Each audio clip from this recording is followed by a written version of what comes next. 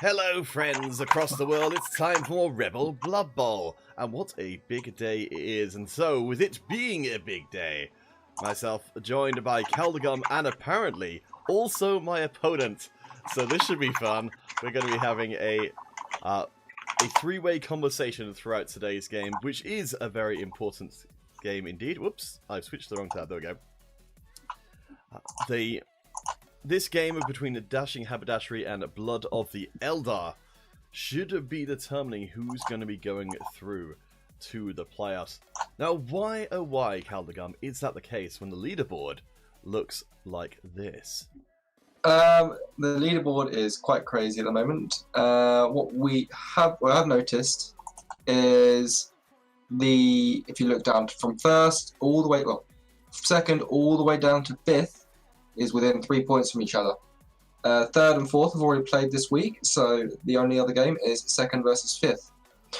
The winner of this game will finish in second place. First place is Mizra, who is a play-ins coach, which means he qualifies to. Sorry, he's a ramp-up coach, which means he qualifies to the play-ins slightly differently. Which means he is not going to be counted as he has only played. As he will not be counted for the scoring of teams going into play-ins. But he'll probably be in play-ins anyway, but via a different method. Well, he's got the. Let's have a quick check across actually. So the way they get into play-ins. Oh yes, I think I need to add you on Discord so that we can get everyone in the same call. So the play-ins have got their own way in, I'm making the same mistake you did. The ramp-up has got its own way in. So for the G-Man ramp-up, Mizra is top because Ben MC with the Iron Fist of Brutes, the Norse team, actually drew a second game. So Mizra, I believe, will be making it into playoffs, whatever happens here today. I don't really want to be meeting him. That's a surprise. That's an Underworld team. A good coach for on the Underworld team. Oh, so I don't know if it's not updated yet. Could you add me as a friend on Discord, and then I'll be able to add in Exodius? Oh, what, me? Okay. Okay. Where are you? Where are you? Where are you? There's the friends tab. Pending. There you are. There you are. Now you can add them. Aha! All right. I've never talked to Exodius before. I hope they're nice. I get the impression they are. They seem to be pretty cool. So, alright. So this is going to be Exodius joining. So, I've never been in a three-way conversation during a Blood Bowl game before, so this should be interesting. Well, I was once in a six-man conversation, but it was, well, let's just say the game wasn't that good, but the conversation was fun. So, let's hope we get both sides just shouting, "Blitz him!" Yeah, so that's gonna be a thing. Is we've got to be really careful here. So Caldegum's got the inevitable task of now not just saying stuff that is going to not help me win, but also stuff that's not going to help you win either, Exodius. So, but yeah, Mr. Cressel's right. This is the big matchup. If my team wins, I go through. If there's a draw or a loss, Exodius, you are going to the playoffs. How you feeling? How you feeling about your chances? It's pretty hilarious because I just went to REBBL just like, well, I want to play some Blood Bowl, and then I just won 4-0, and I was like, okay, that's crazy. And now guys are telling me like, oh, you could go to the playoffs, and I'm just like, well, but I only want to play some Blood Bowl. Just it did look like you started flaking because you won your first 4, and then you lost, and then you almost got back, but then you end up getting a draw against the Orcs. So I was like. Well, it looked in hand for you, but it's closer now. Well, I just said it's my first ever High Elf team that I'm playing here. I just chose them because, well, REBBL Eternal, so probably they will develop nice, and, well, there's nothing like the ambition to go to playoffs and to win them, and probably... If you're not playing REBBL to win, like, yeah, I want to go as high as possible. Oh yeah, Mr. Cresswell. So just play as good as I can at the league settings. So, as Caldegum was saying, the standings are a little bit misleading because Exodius and myself haven't played our last game. So while I'm in 5th now, the two people above me I can hop by winning, and actually no, am I getting this wrong? Let's see. So okay, I'm on the REBBL website. So you wanna start? We're on 5M. If you consider Mizra is on top with 16 points, but he is a ramp-up coach, so he is irrelevant to the whole thing here. Exodius is effective first on 13 points with a touchdown difference of 4. Third and fourth have already played their games. They, Kabusta and Sardor, effective second and third. They are both on 11 points. Counterfeit is on 10 points and is playing Exodius today and is on a touchdown difference of 2. So if Counterfeit wins, even by 1, they are on the same amount of points, same touchdown difference, which means it goes to head-to-head record, which means right, yes. Counterfeit will take it. Because I forgot that the touchdown difference will be dropped if I get a touchdown here. Oh boy. Alright, well, so I'm not going to get any petty cash because I've got a fair amount of TV. Oh, actually, I'll make sure I've got that ready before it starts. So I'm on 1410 TV. I'm assuming, if I'm correct with my calculations, you are on a 1300 TV. Exodius, 3 journeymen. Oh, maybe I've mixed that up. I thought that. And he's on 1210, I think. Okay, let's get rid of that. So, okay, I've got it as 1230. Oh, what does Morinon do? Ooh, strength 4 wrestle, I think. And Dauntless, I think, is on that player, if I remember correctly. Mr. Cresswell, my understanding, and I could well be wrong about this, is that in the 5th division, only the top player moves to playoffs. In this case, our top player is a ramp-up coach, so they have their own separate qualification, which I think they've made it through, which is actually considerably more impressive because you have to compete against, I think, like, I don't even remember, but it's a lot of different coaches. Alright, so left and right team value. And right. There we go. So, Okay. Not sure. Is Exodius still in the call? Yes, it says he's in the call. Try speaking. Hello? Yeah, we can hear you again. Nice. Oh, okay, well, there's some technical problems. Yeah. Oh, okay. yeah. Okay, so now I've got to account for this star player. How expensive was that star player? They can't have been that much. 230k. Oh, jeez. Okay. So I've actually spent nearly everything I got. But let's just say I fucking hate playing against Kislev, so I really need a star.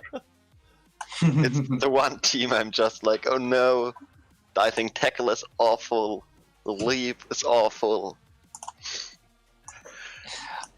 I mean, I was speculating about a potential wizard, and obviously, this is probably going to be a different challenge, different game to what I slightly expected. But again, all you need is the draw here. Well, I think the wizard is the obvious way of playing this, because, well, 180k just screams wizard right in your face. And I really like Moranion here, because I just got no tackle. I don't know how to beat up your blotchers if I reach them. And the wizard is just a one-way, so it could. First of all, it could just fail horribly. Just a 1 on a lightning bolt and it's useless. And I'm not sure against Kislev if I won't lose the ball 1 or 2 times even. And I could save it 1 time or get it 1 time with a wizard, but what about the second time? Yeah. Here I got my dear little boy. Mr. Cresswell, so the ramp-up teams you came across were nowhere near the quality of your Division 5 group. That was definitely not the case for this group. Mizra was the best coach in the league. I mean, I don't know if ramp-up's really going to have any effect on the coach quality. They're just the ones who came in late, unless I'm missing something. Yeah, they just came in late. There's nothing due to that. There is no reason to assume that they're going to be any worse than the coach, any other coaches. Alright, so let's see. So there's... Fortunately, what I can do, Carlo, is I can sort of fill in the gaps by pointing at stuff to make it so you don't have to. So for Exodius, you've got plus strength, you've got your plus strength throw, you've got plus agility lineman. Those are the big stars, I guess, as well as now Maranian. And you've got the I one had horse another there. plus edgy. Yes, I'm very glad they suffered a horrible fate. Oh, I'm very sad because he was a player of my dreams, and I loved the character he was named after, and now he's dead, but he's back again as a new catcher. Ah, okay. My dear Ragged. Is that Cyrilla Fiona? That's Cyrilla, Fiona, Alan, Rhiannon, the god England. For those who do not know what his players are named after, The Witcher, the book, the books, and possibly the TV show, but probably the book. Yeah, but hopefully soon enough the TV show also, but most names are from the books, and some of them even show up in the games, like I think Regis is in Blood and Wine. Triss Merigold's definitely in the games. Yeah, Witcher 2, Witcher 3. Oh, I think I don't have a Yennefer because I just don't like her. I don't like Yennefer either, but... What? Don't like it's kind of funny because I have a lot of discussion about it, just like, well, if you play Witcher 3 and you can choose between them both, and you ever played, I think you ever read the books, also it's just like, well, you need to choose Yen because she's his one true love, and in the books it's just like, oh fuck, I don't like that person. Aww. Okay. Little... So to the matter at hand, we've got what match? an elf cage, the fearsome elf cage. So something I've noticed is that at the moment you are pretty short on block, and you're pretty short on rerolls as well. Well, I'm pretty short on everything basically. That's elves. That's just elves. Well, that's just how I play my high elves. Sometimes I roll high and I win. Easy way. Mr. Crethel, what's your coach name? Because I can't seem to find you on the lead on the G-Man. You might not even be a G-Man coach. I'm just assuming you're a G-Man just because of the time of day. Coach name is the Exodius. Oh yeah, Haunts from our division. Ah. Okay, so let's see. So what stuff have I got going on? Alright, so I think you can probably... So you've kind of built up these two different avenues of approach, down the left or down the right. Let's see what we can do. A little tired today, so excuse me if I take a little bit longer with stuff than is strictly necessary. Well, we got 4 minutes turn, so if you want, we can play this very slow. I mean, theoretically, it does allow for better play, so that's... Yeah, I'm kind of fine with them, and I didn't have a opponent so far who really took every 4 minutes. That could be kind of hilarious. Well, I'm fine. If it takes so long, I got Netflix. Everything's fine. And I got a nice book. Oh, what's your book? It's a Witcher band, actually. Of course it is. Yeah, the fifth one. The lady from the sea, or so. In German, it's die Dame vom See. In Polski, it's something else. Oh. We have our first armor break of the day, and it's just a turn. Not on Triss. That's right, Yen for life. Yen for life. No. I mean, I even got Kira Metz, because she's kind of interesting in the games, but... Okay, I don't like this whole everyone do as I please thing. Oh yeah, okay, I've accidentally done a good play, I think, maybe. Aha! Yeah, that was a good play, well done. It was definitely on purpose. Keep telling yourself that. Ah! A second arm break and our oh, first wait, removal. Oh wait, I got a Yennefer. Oh, I just forgot I got a Yennefer. Well, she's KO. Alright, so that's... So I don't have her anymore. Hey, Mizra, congratulations. Well done. We'll see you in the play-ins. Oh, hey, Mizra, yeah, nice job. Alright, I guess I'm done with this. I feel pretty okay about where I've ended up, so I've got a strong, collection of players here. I've got a decent center, I've got a decent right. I'm not playing against the Kislev team, so I'm not expecting your entire team to just leap over me. So I think it should probably be alright. And that's the horrible thing about playing against Kislev teams. Just like this, well, I got a decent game and they are leaving. Who won the toss? I missed the toss. I think I did. Okay. Yeah, you won the toss and chose to defend just because I hate to attack.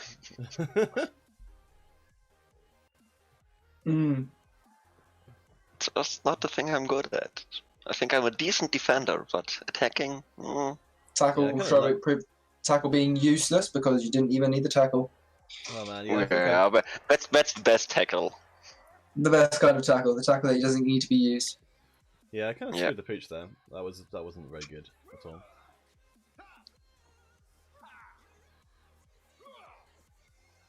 So, what do we do now? So, ball is on Ridder's pawn. That makes sense. I actually had to look up what Ridder's pawn was, because I was like, that sounds rude. But, no, it's some sort of plant.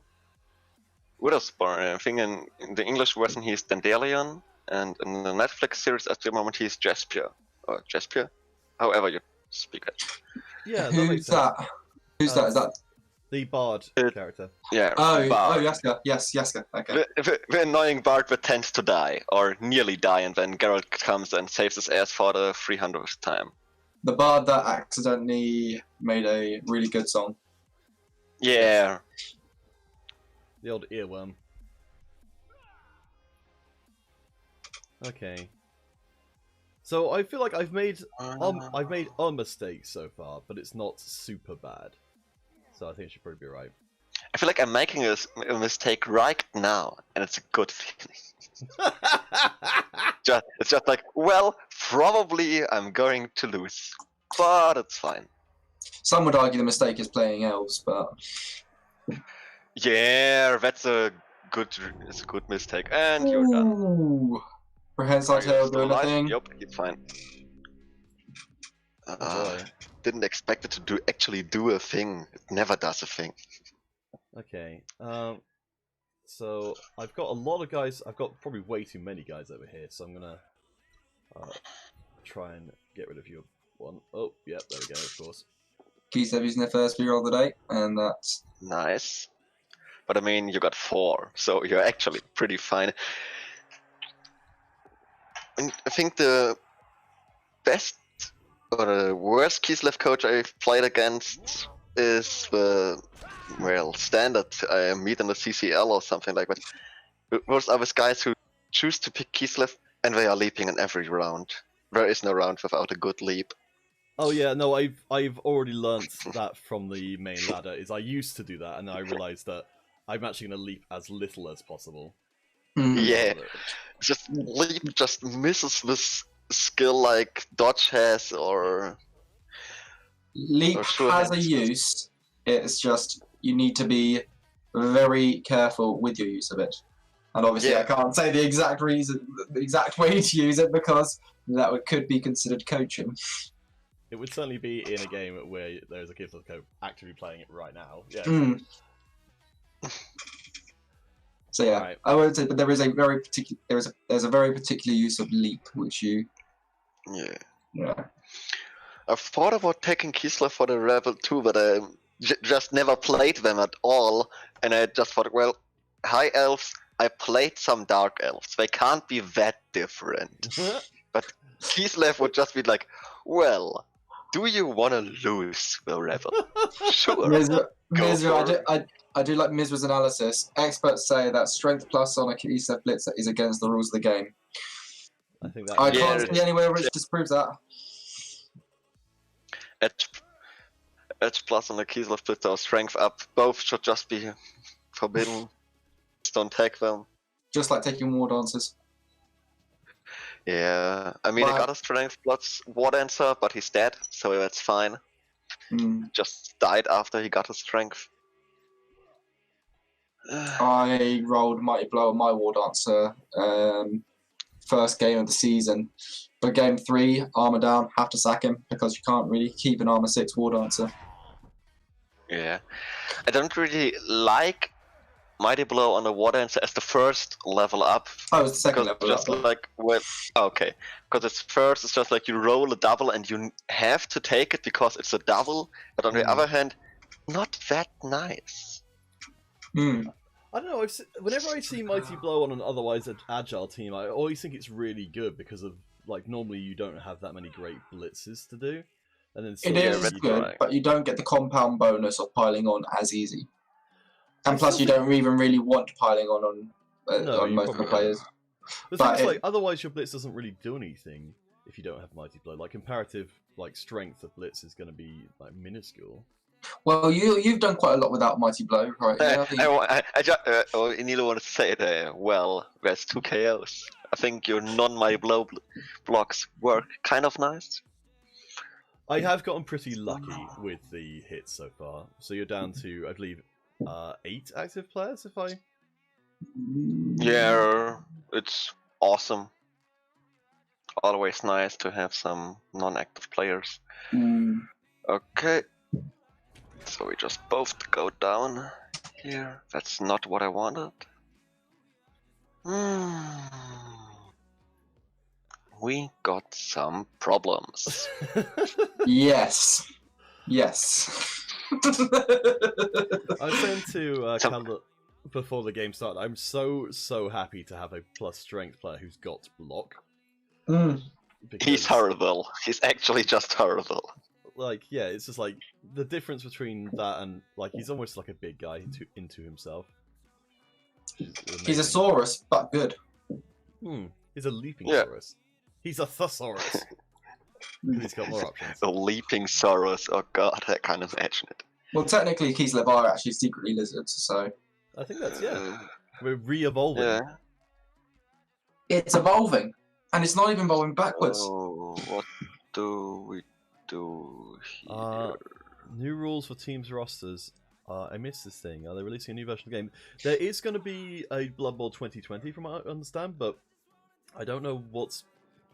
People are assuming it's going to be the new rules that they've been introducing over time. So that's going to be stuff like the adjusted MVPs that you get a choice of 3. Blood Bowl 2020 is either going to have the rules of the 2016 tabletop version, or there's going to be slight modifications, and we don't even know what's going to be in it. We just know there is a version of Blood Bowl. We just know there's a game coming out this year, or maybe early next year because of the global situation. Alright, so you managed to disengage your elder team. Prehensile tail and diving tackle, don't mind if I do. Combo. Yeah, sure. At least you're down too, so I'm kind of fine with that. I'm just running around the field, panicking like a little chicken and seeing what happens. What else got to do? And Bonehead! We get our first Bonehead of the day. Yep. I mean, Bear's got to do what Good do too. beer. That's a good beer. Just stay there. Stay dump, stay there, and I'm completely fine. Okay. I mean, that's going to happen sooner or later. I'm kind of surprised it didn't happen sooner. Alright. Well, I think that's always the fun thing about playing against a tree. It's just like, if they root, they just stay. It's awesome. You know exactly where he is after you rolled a 1. Alright. Well, that makes life a bit harder, but not impossibly hard. Okay, well I can play Party Elf here. We're not going to need to. Splat, splat, splat. No splat. Nyet. Okay.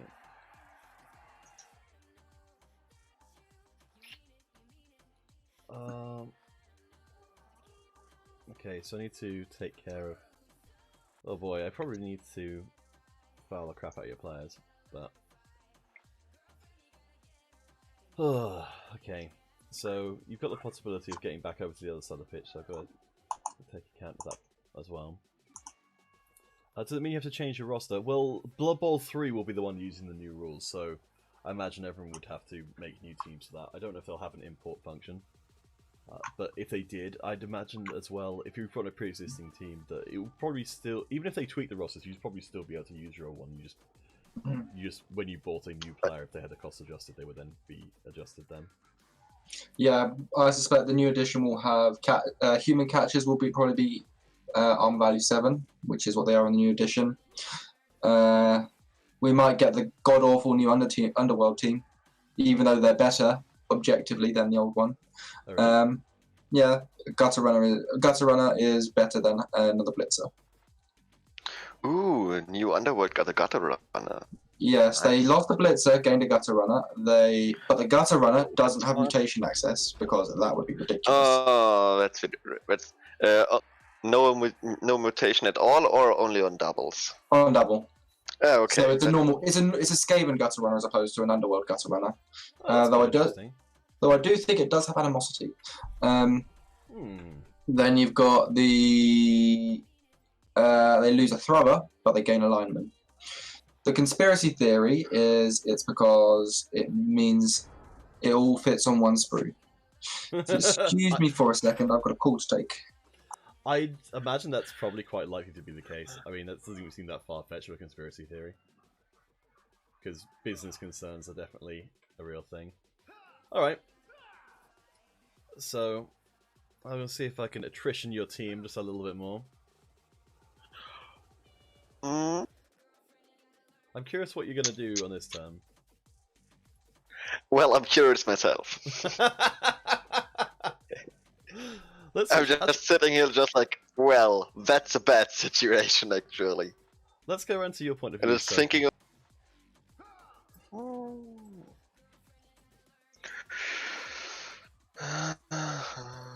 Oh, Cresswell, you missed your game this week. That's too bad. What happened there then? Were both people just not able to...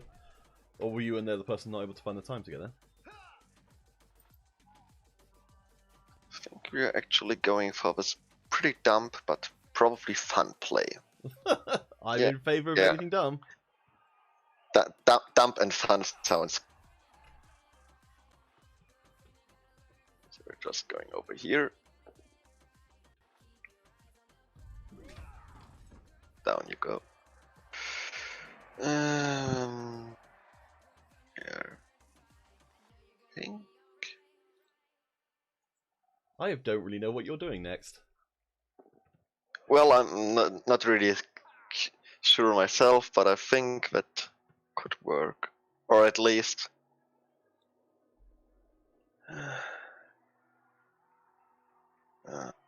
all that fucking dive tackle. Oh, Mr. Cresswell, you played your Upstarts game and you got diced by an old player. What's too bad? I can't remember. I always get confused between all the different stuff. Like, Upstarts is another league, but I can't remember exactly what's involved with it. Ooh, good dodge there on the 4.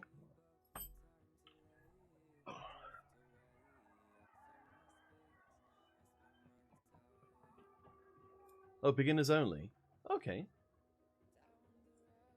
I looked at that and I was like... Upstart is like rookie or like what?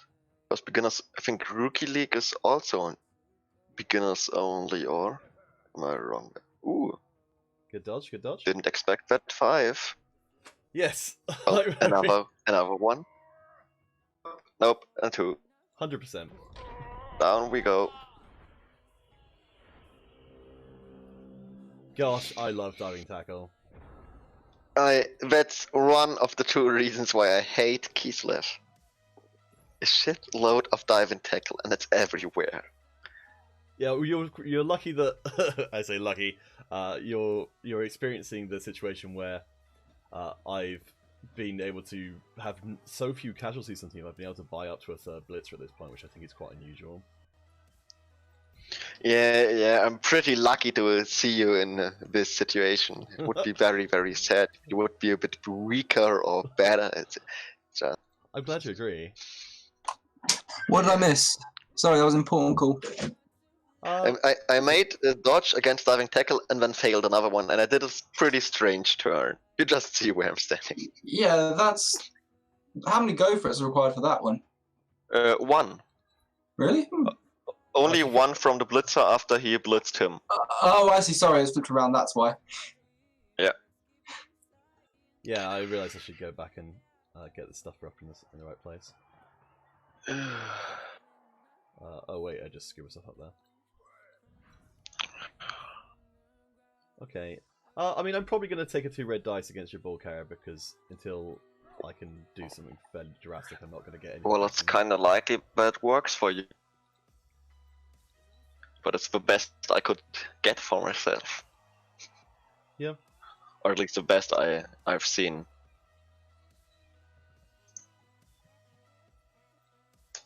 Alright. Here goes nothing. Nope, that's not good. That's also not good. I think I take the skull. Oh, he's fine, said. That would be the moment where Nuffle just randomly kills a player. Just like, oh, you've taken a risky block, die. I mean, I felt like I didn't think that it was that bad, but I think it was the best option I had at that point, at least. I don't think that it's bad at all. I think it was a decent option. I think it's about 30% or so, but it just works with a reroll. Not that good at the maps of the game. Certainly with your guy not I having hate block, it makes one-die it a lot easier. blocking. One-die blocking is annoying. I think it's wonderful when other people do it. Yeah, that's always the thing about it. It's a nice thing if the other guy got to do it. Christmas, which block to exactly take? This was entirely what I was hoping would happen in this game, which is that I get a numbers advantage and then you have to start doing slightly riskier things. Like that! That's a skull. That's your second reroll. Push. Yeah, well, without rerolls, it's a fun game too. I like to live dangerously. Yeah, it's just like I'm nearly always. It's kind of my thing of doing kind of bad stuff and just hoping for the good thing to happen. I've been watching your games quite closely. Obviously, it worked for some games. I think my team is well set up against your team specifically. Well. Alright, so I need just that one more bad dice. That's not... Well, so we're just trying that again, and you are going to try your 1 die again instead of red dice. Ooh, I got an heavy break. And you're going down too. You're okay, fine. Only 1 armor break's pretty good for me. You're here, please. And then we're gonna try to annoy some guy.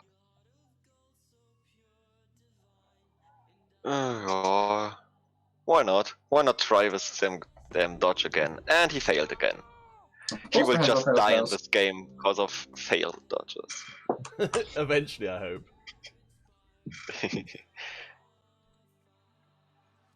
Okay.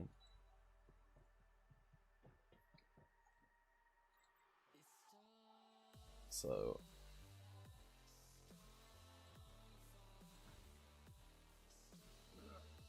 I could... Oh boy. So the riskiest avenue I could take is to jump up 2 red dice, and then try and go for another one after that. That would give me 2 shots at the ball, which is pretty good to get a second shot. Well, it sure is. I think if I do this block now, I'm gonna potentially put a... Actually, no, wait, I can just push him away. That should be fine. Or you could roll double skulls. Oh yeah, well, double skulls always work. That is pretty ridiculous. I'd say now try to jump up red dice. Just get double powers, boy. as usual. Your double ones are always going to be followed by double pals. That was... It's the rule of the game. Okay, well, I mean, that was pretty awful. Alright. I think it's kind of fun that I started with 2 and you started with 4 rerolls, and at least we're both burning through them pretty fast. Well, that's what Kislev does. It burns through rerolls. Yeah. Let's go for the riskiest possible option. Actually, wait. Just gonna check before I do this. Is there anything else that's? I'll move this guy over here. All right. Let's roll some dice. Yeah. Ooh. Oof. Okay, leap. One work. dice. Only a push. One die push. So at least I still got the ball. Wait, why can't I push you How do I down? keep it? I don't have the option to push you downwards. No, because you're coming from First. bottom left. Oh, So- okay. You don't come from middle. Well, from my perspective, you are pushing me downwards, so it's kind of fine. I guess that's true. It's All right, The it's stream just a matter of perspective. perspective. The stream's perspective is funny enough from the streamer's point of view. So All right. Well, I mean, that went not as badly as it could have, but it certainly wasn't what I could have hoped for. Well. All right. What to do? What to do? I need to go on the just upgraded things, otherwise I can't. Well, I mean, I won my game against the draw of scores of a 5+ flow, so I could just do it again. But it was a pretty hilarious game. I definitely did not really deserve it, but it was a lot of fun. I mean, anything in which constitutes fun is a move which I'd like you to make. Oh yeah, I'm totally going for the fun move. the dream, the dream. Oh my gosh. I don't even know what the dream is at this point, The dream is to win Rebel. but I don't know how that happens. Alright, so The first dream is to win Rebel? Oh, I misunderstood something. Hey, man. My bad. Well, I mean, you know, these kind of things are only as important as you make them be, and I think Rebel's like got a Well. pretty good history. Yeah, sure. Winning Rebel is ridiculous and super cool and all that stuff, but And all your I think friends, it's a all your thing- friends that don't play Blood Bowl will appreciate you so much. yeah, sure. I mean, lots of my friends just don't know what is Blood Bowl at all, but they would like to see me winning it. Of course. Oh, that's not good. Okay, here we go. 1 Holy and 9. moly. Well, I didn't even notice your guy wanted down the to end push of him the pitch. away, and I knew he was there because he was that because he kept talking about that sort of play, and I was like, well. Holy Play yeah, well. I mean, I've just moved him there and talked about it, but, well, there it goes. I mean, I'm playing High Elves. They are good in the second season too. Probably with a third reroll or leader. Why? He got strength up, he won't take leader. He Okay. needs some block and dodge, and probably a sure hands. Or he just dies. However it goes. It's very hard to say no to a strength up. Yeah, strength up is just awesome. It's a Hmm. bit sad that it was a second up and he took accurate before. Accurate was, I think, a mistake. But I wanted to build a good thrower, and then he just got strength. We now have 2 dice on the ball. I'm assuming that that was quite an obvious thing, and you weren't missing that.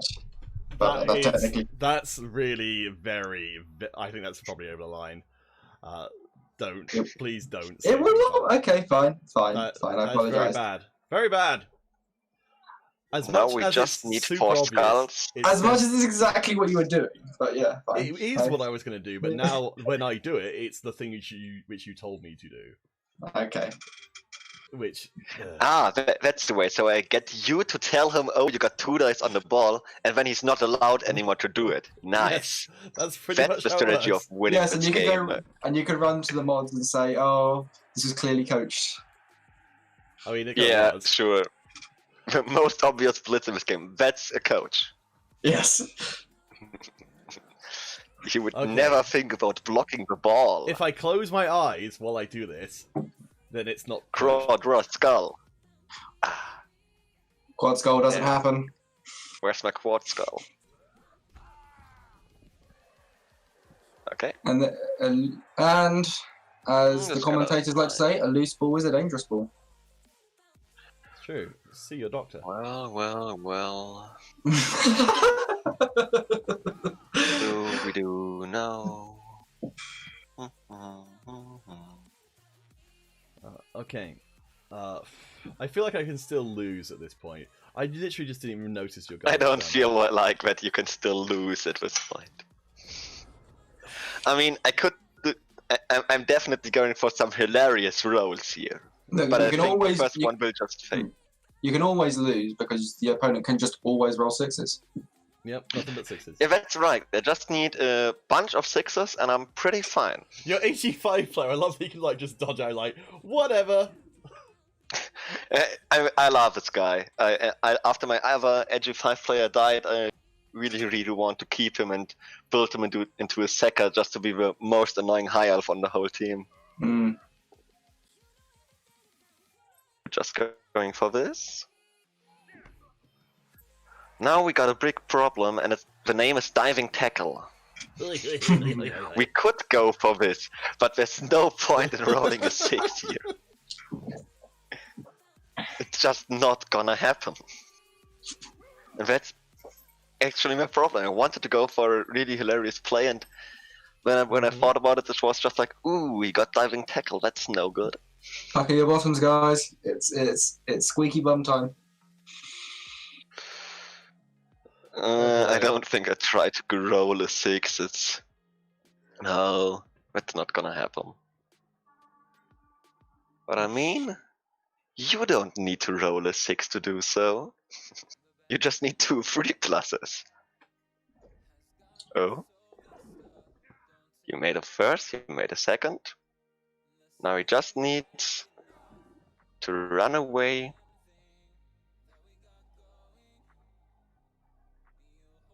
He's... Damn, I misplaced my catcher now. Well... damn. A 4 would have been, I think, yeah, 4 would have just been inaccurate. That would have been nice. Oh man. 50% chance to I just told throw you. the Can ball someone away. clip that sound? Can someone clip that sound? Oh. Oh. I was looking at it, I was like, I knew it was not just possible, but actually likely you would just grab the ball and throw it down the pitch. Yeah, sure I would try to, just to throw it away so you don't make the touchdown either. I'll go count the odds for you if you want. Nope. Oh no, the odds for the throw is fine. 3 plus dodge, 3 plus pickup, then it was a 3 plus throw. It actually was a 5 plus throw. Was it? Oh, okay. Yeah, I'll redo it. but a 4 would have been fine because 4 is just inaccurate and then the ball is away. That's all it needed to be. I couldn't even aim at the catcher because it was a square too far away. It was a 20% to play. So. And it didn't work. What a surprise. But I mean, well, it's not actually a 5 plus throw, it was a 4 plus because I would have been fine with the 4 too. So it's not 20%, it's probably 25 or something like that. So still very unlikely. Between 20 and 30. Definitely between 20 and 30%. Yeah, so it's unlikely to work, but I mean, I'm playing Blood Bowl. I do the stuff that's unlikely to work and see if it works. So, what do we think about doing the same stuff again? We just need to get the ball carrier down first. And another stun.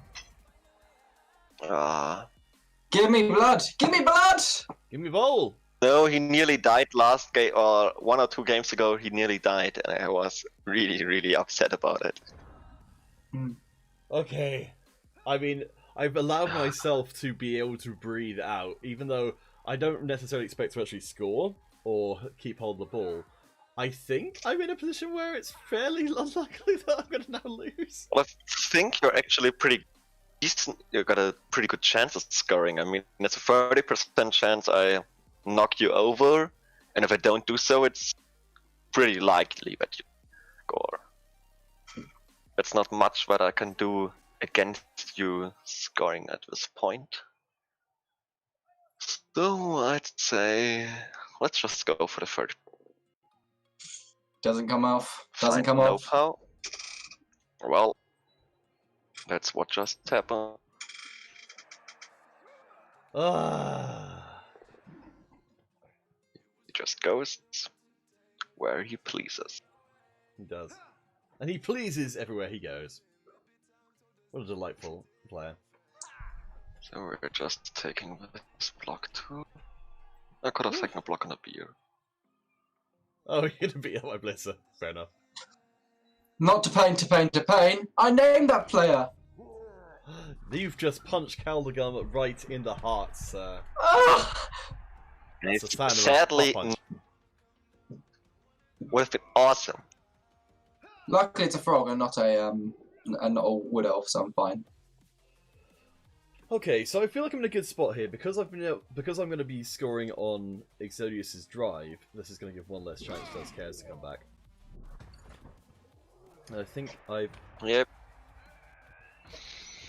But I mean, I got into this game with the thinking like, well, if I win, it's super. If I tie, it's awesome. If I lose, it's okay. It's only a game. I just went here to see what happened and probably grab some SPP.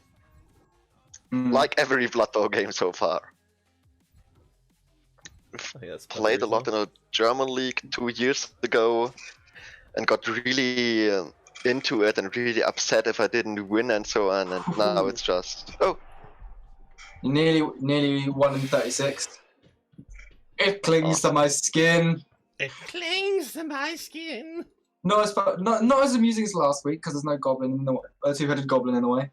Yes, that really enhanced the experience. So Also, got my these KOs. dwarves are possessed by evil clothing as well. Alright, so I need to maintain the current scoreline or extend it in order to make it to playoffs. If I do not, then Exodius goes. Oh, both KOs came back. Okay. Yeah.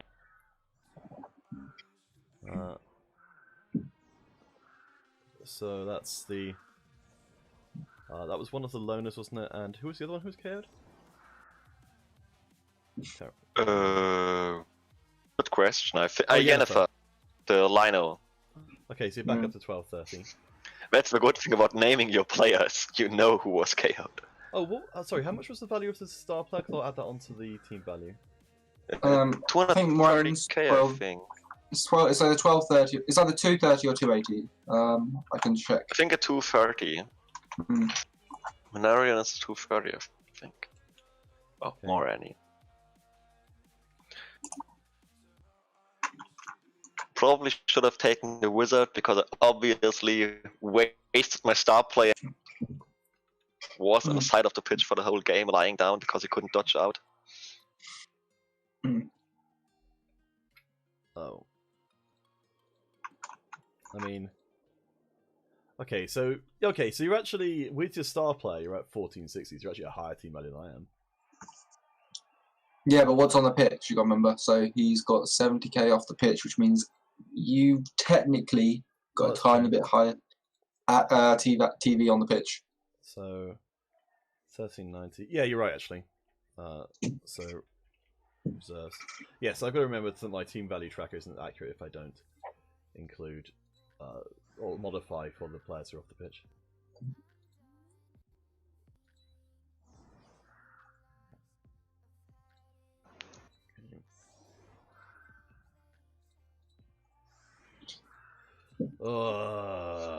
So it looks like the Kislevs are in party mode here. Oh, apparently in the last half there was an opportunity to start a star player. There was. That's the thing is, okay, so, like, yeah, I can believe it. I mean, the ball was more important than the serfs, but there was the opportunity to surf. Yeah, what can you do?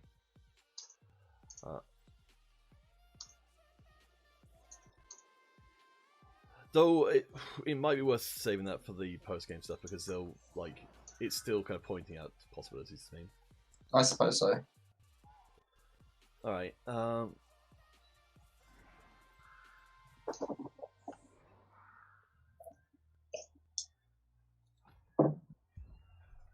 Alright, so I've got my Blodge players in the backfield to receive. I'm hoping no silly shenanigans happen.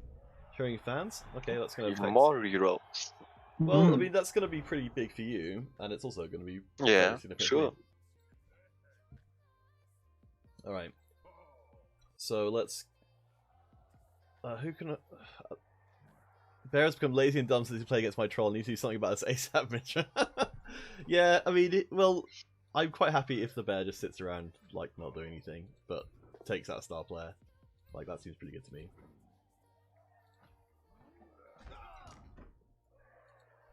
That bear is just going to do the bare minimum. Ooh.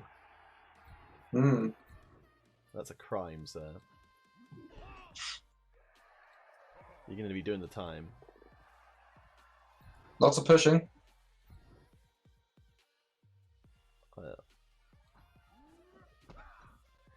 Okay.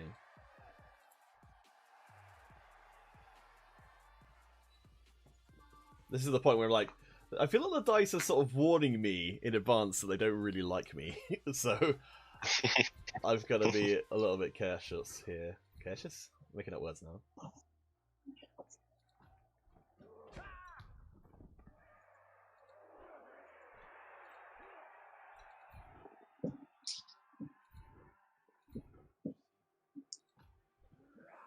Alright, so we haven't got the armor breaks which we had from the previous one.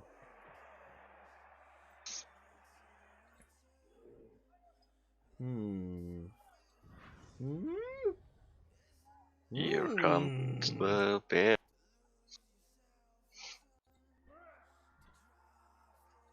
I mean... He's never going to knock that one over.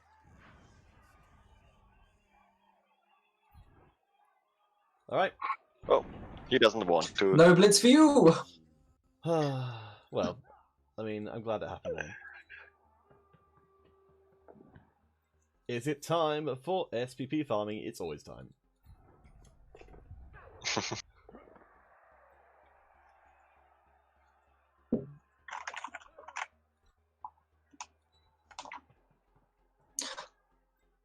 I ain't gonna say shit. Good.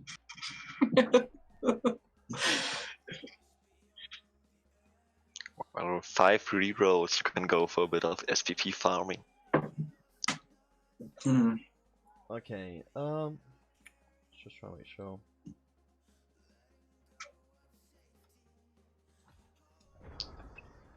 So I don't have the numbers advantage I had previously from my extremely good dice rolls, so...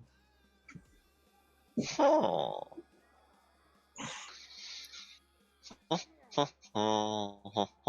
Christopher, your Crocs got the first SVP the other day. Ah, very nice. My Croxagore / Bear got his first SVP from murdering someone, but I haven't given him the opportunity to do so since then. You're a kind team, you don't like murdering people. Well, it feels bad.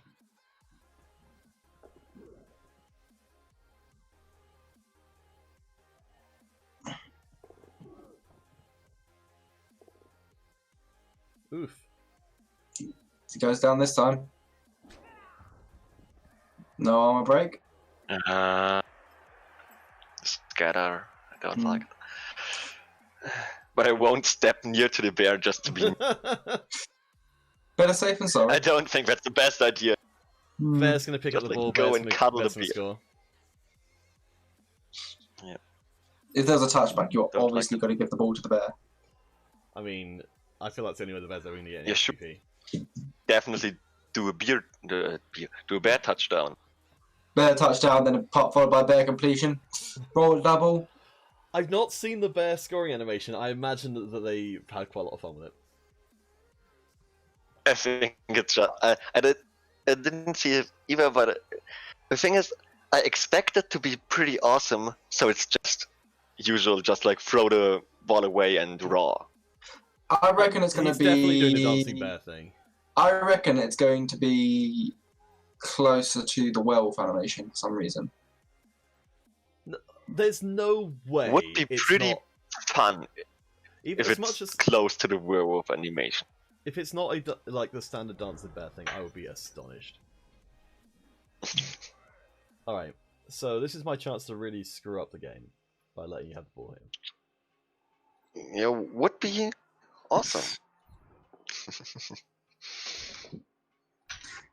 I mean, I was already happy with a blitz, but it could be even better. I mean, this is functionally a blitz, so Yeah. okay. Guess we're going this way.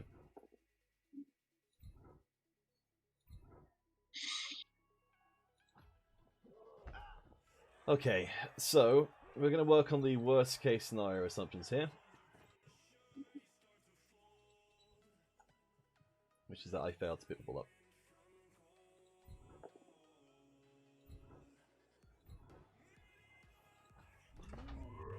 Oh, here we go, here we go.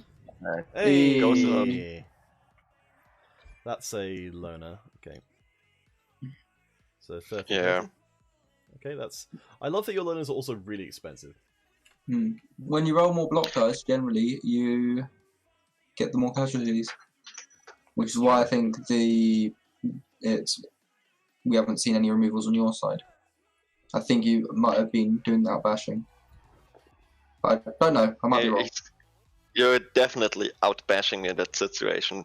And the bad thing is about generally as high elves, I tend to dodge away from being out-bashed. But, well, diving tackle is a thing. Yes. There's no real dodge away. And from the moment where you lose your fly, it's pretty hard to bash.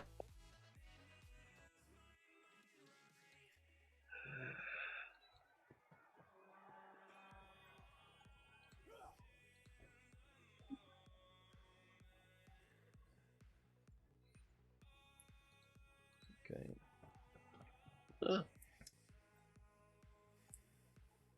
Alright, I feel like at this point I just need to avoid doing anything really, really dumb. And I think I've mostly avoided that in this turn, but... But it could be a lot of fun to do something really, really dumb. Never forget that. I don't know, man. I'm like in height... The thing is, like, I'm kind of like full adrenaline rush thing now, where it's like, I'm trying really hard, but at the same time I'm like, I don't know if my brain is just to be like, too focused on one thing to the point where it sort of excludes a bunch of other stuff that's kind of obvious.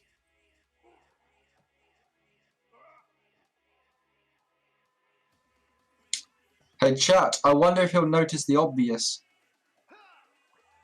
If you do, and it would affect the ongoing game, please don't point it out. We're gonna have Curlagum, I know you can't stick around for it, but we will have the review afterwards. Exodius, if you're up for it, we can actually go back and I'm gonna watch the game back afterwards to try and pick up stuff to improve on. I might be able to hang around for like 10 minutes, but not too long. Oof. I don't really want to see that game after I have played it. That's right. Normally when I play Blood... Don't... Oh, you're cutting out, I'm afraid. Normally when you play Blood Bowl, we got to that bit, but then we lost you. Oh, I don't know if... are you still on the call? Yeah, no, Blood Bowl... I don't even want to know. I think your threshold might be a bit too low because you're cutting out fairly continuously now. Oh, Princess out does a thing, and dodge fails. That's another arrow off on the ground. Hey, Lemu. Alright.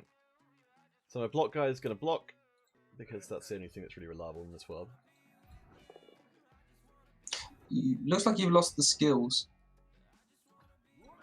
No, it just doesn't show them up during when you're doing a block for some reason. Yeah. Okay.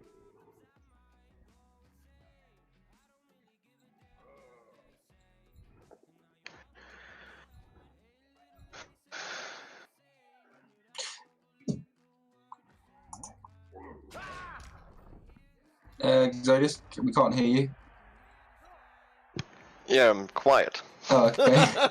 it's funny Quiet, because watching the things happen just like, oh no.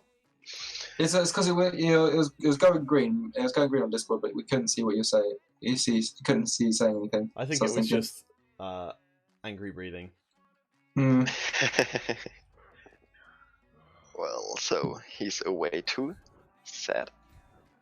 Very Yeah. sad. He just needs stand firm 2 as a star. Wouldn't make him any better. Well, obviously too good.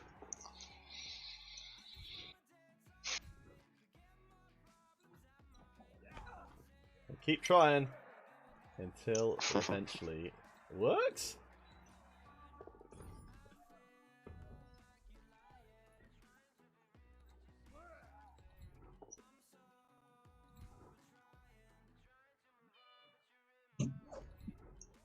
Dodge does the thing. Sure does.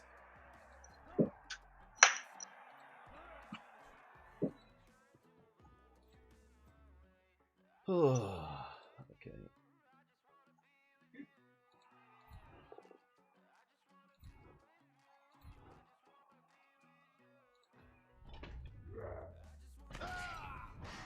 Oh, That's nice. another removal.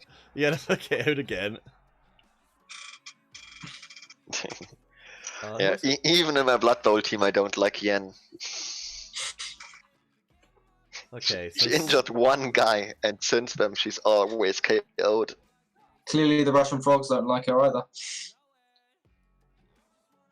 Okay.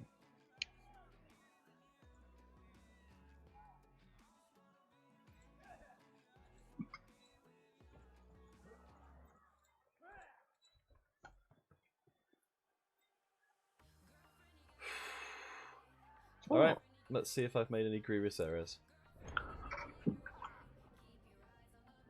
Right, let's go for some really unlikely dice. Cause why not?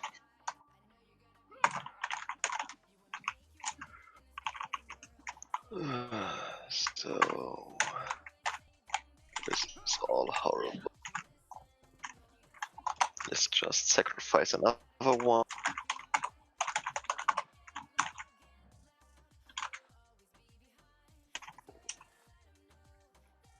Phew.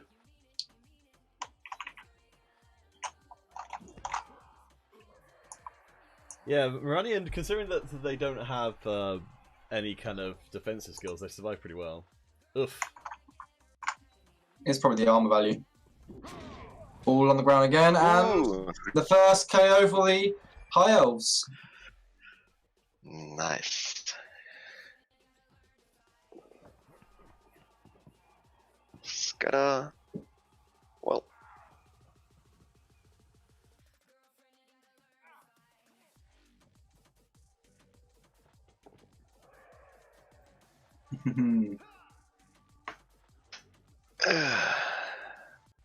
Oh boy.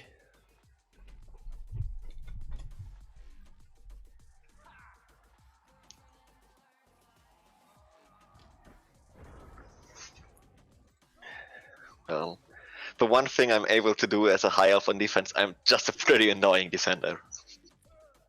You Always are in correct. for the ball, always annoying, and well, at some point, most guys roll bad for a round and then the ball. Well, the advantage, I shouldn't say. The High Elves do have Think high your armor. words carefully. Yes, I do. Higher armor relative to most elves. That's definitely true. Well, that's one reason why I'm playing them, because they got AV8. Thought about high elves or dark elves then, and I just thought like, well, dark elves I already played a bit, and high elves is a new team which are capable of punching, so... They have a different advantage relative to Dark Elves, though, so... But I need to say, the one thing I'm really, really missing of Dark Elves is not the Witch Elf or something like that. It's just having 4 guys with block from straight up from the... Sure, yeah.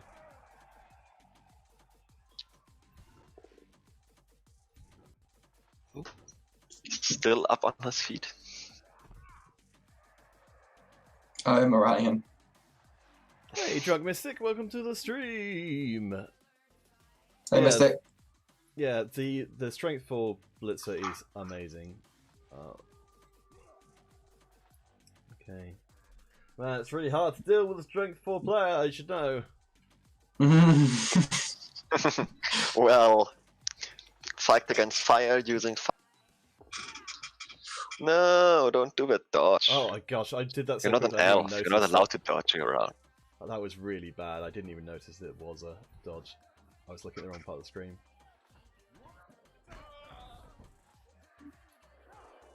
Down he goes.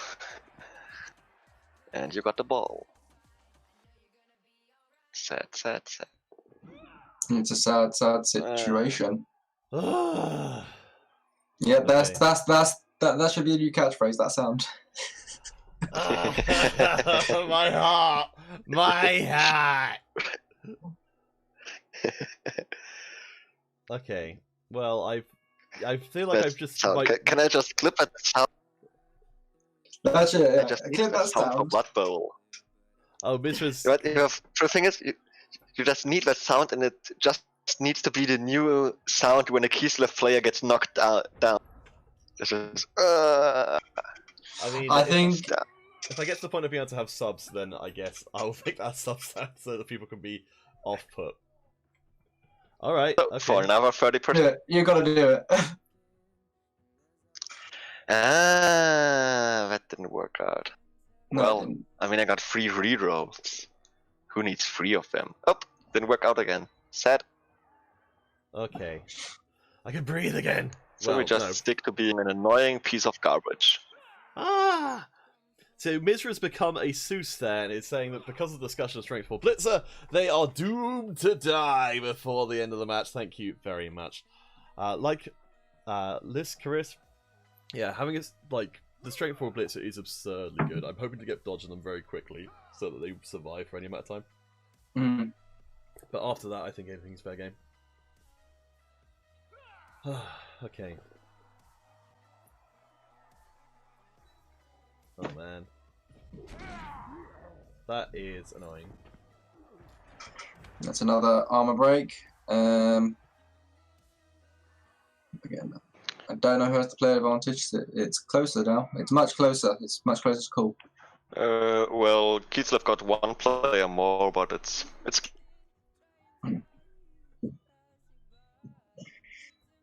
A lot of my players are pretty garbage. well, a lot of mine are just liners. 70k liners with loner.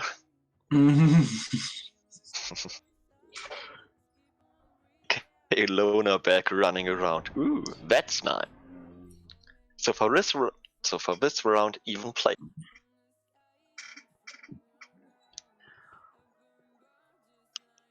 Now chain push your guy out of there, or just jump. Jump and fail. Look, you stop trying to coach me now. You're just saying things that I think that might fail if you do them. I've got a good bit of That's coaching a for you. nice. Sack your strength for blitzer.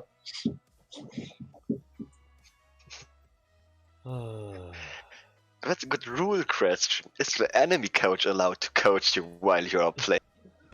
I mean, And if yes, are you allowed to?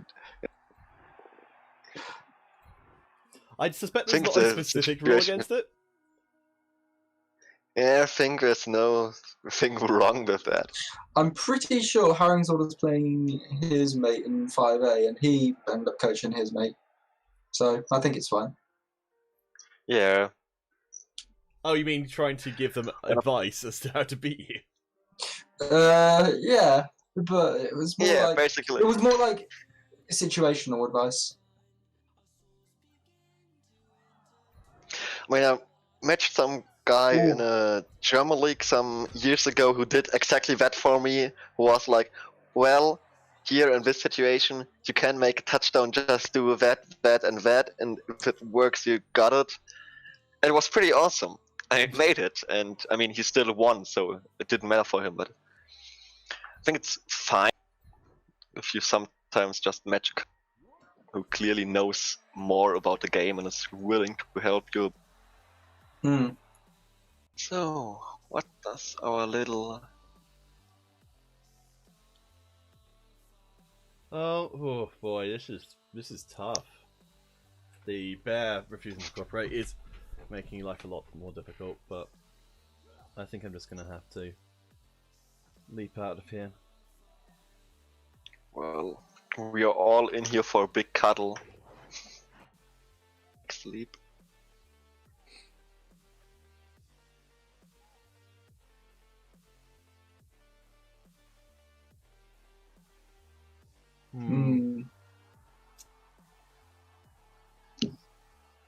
Oh boy.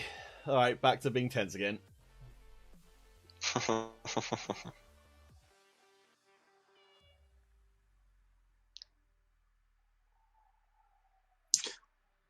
Alright, chat. What do you reckon the score's going to be at full time?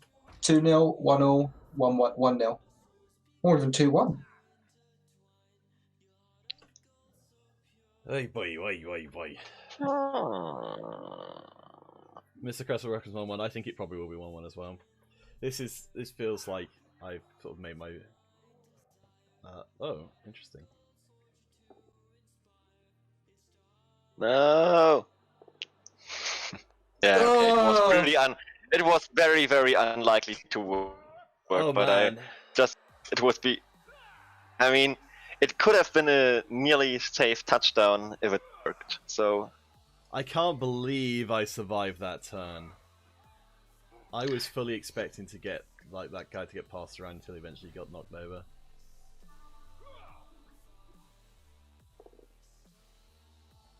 I'm hoping my bear will wake up next turn so I can at least hide next to the bear. Tackle not doing anything. No! Oh, get it off, he's injured. AV down.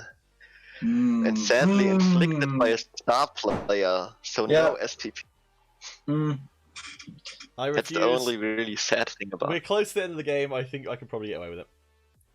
Well, blitzers are so expensive and takes like their price is absurd. I mean, they are absurd players, but like yeah, I mean they are pretty awesome to have. So whoever said it whoever said the strength 4 blitzer is dead, it's guaranteed now. The strength 4 blitzer is dead. It's a dead man walking right now. Just taking half dice now. Double six, guaranteed. Holy moly, what? Well, just wanted to bind up that little funny guy. Oh, yeah, do I mind trying to dodge away from a diving tackle? Yeah. Dodge fails. Nope. Diving tackle. Didn't make it. Oh. Stunned. Oh, could have worked. So what is Cyrilla's name in German? Because I assume it's not Cyrilla, Fiona, Rhiannon, since that's all rather Celtic. Cyrilla, Fiona, Ellen, Rhiannon. So it actually is, okay. Oh, it's actually the same, just. I mean, it's a name, so it's not a name that got that much of things that you can't say in German.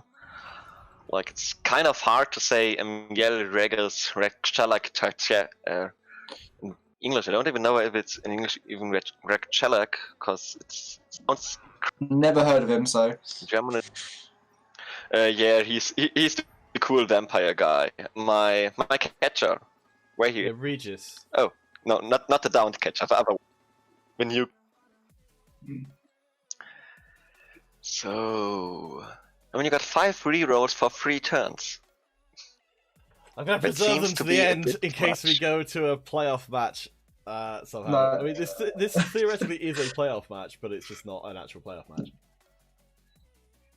Alright, oh yeah, right, the whole playoff thing. I definitely did not forget the whole playoff thing. It's a pretty serious match here.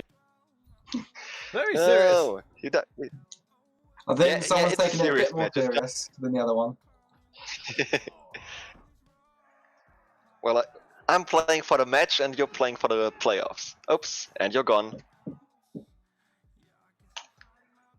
Sad, sad, sad. Well, well, well. 1, 2, nope. Ooh, close down. Ooh. You gotta take it. Or you want it. Yeah, I'll take it. Re-rolling into a skull would have been hilarious. Yes, I don't want to live in that world where that situation happened. You want to take pride in the fact that you finished the game with more rerolls than you started. Oh man, you've managed to successfully like clobber your way through my guide to the point now where I'm actually like being in a situation where I'm worried about getting beaten up, primarily. Yeah, that's just the thing I want to achieve. It's just like be that annoying and yeah, that long that annoying, that your opponent just starts to worry about, well, what do I actually do? So how many 2+s are we?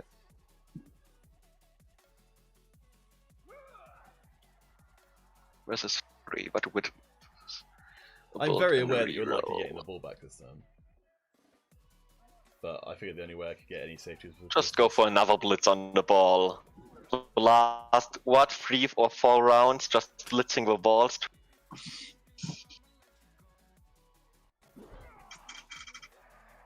Whew.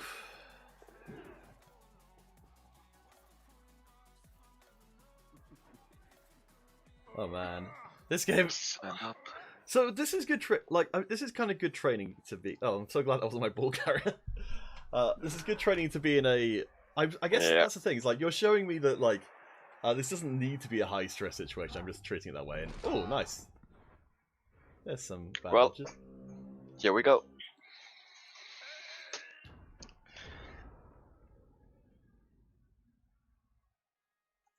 So I'm gonna keep on remembering that. Should have probably re-rolled the last.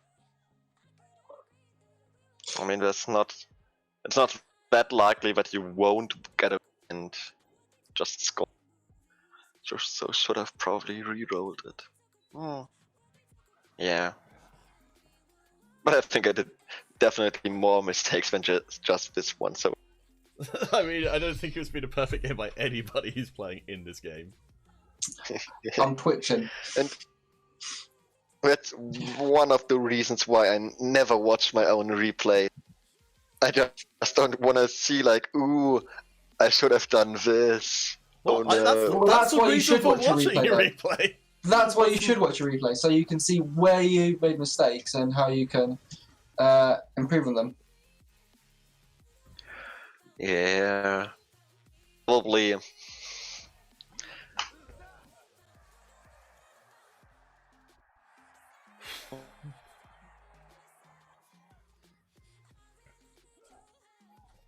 All right.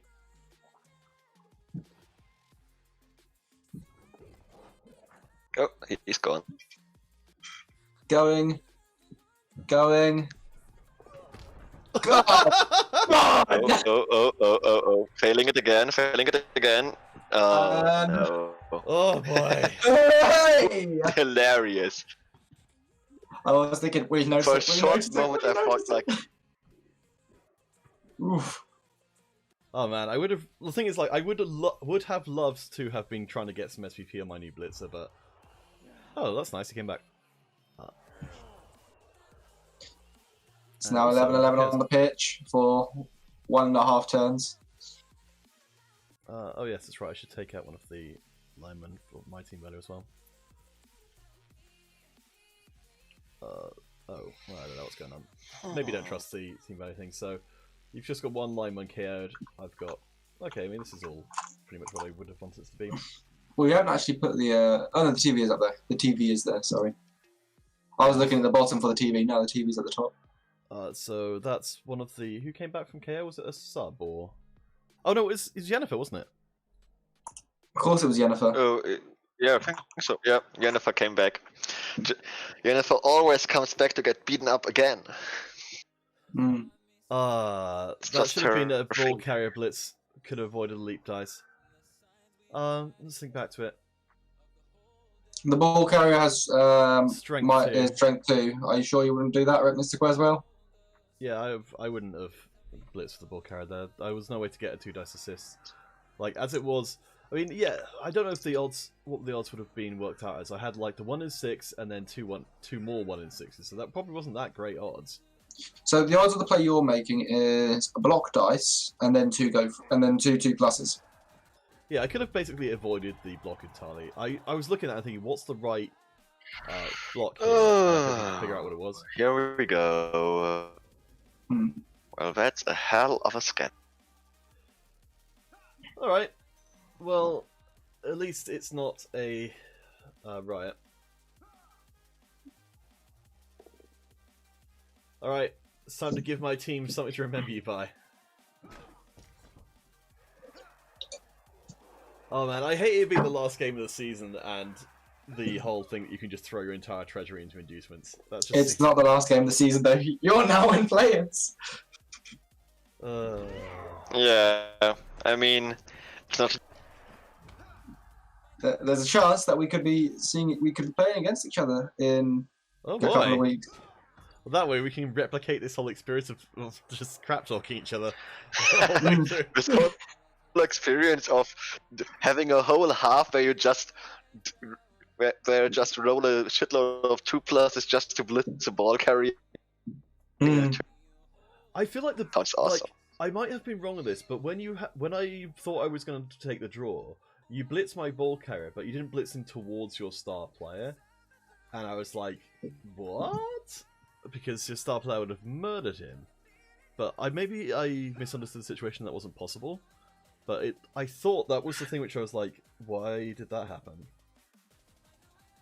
Or because the star player you've got is amazing against my team. Like the wrestle. at that moment, but sure. Yeah, sure. That's why I took him. Yeah, like wrestle is pretty solid. Wrestle and block is amazing. Dauntless is good against the bear. Tackle is good against the catchers. And wrestle means you can take down my catchers as well. So like he's incredible. Like what he's saying is, you probably should have moved him towards the catcher a bit, towards the ball carrier a bit more. But either way, is it passing SVP time? Yeah. Vanity. It's probably passing SPP. I'm not really sure Are you about going to pass it across my entire team? Yeah, sure. Just Do easy. Do it. I'm really thinking about just doing it now. Just like, well, fuck. Do it. Nah. What's the worst? Only that cowards could make 2+ happen? passes.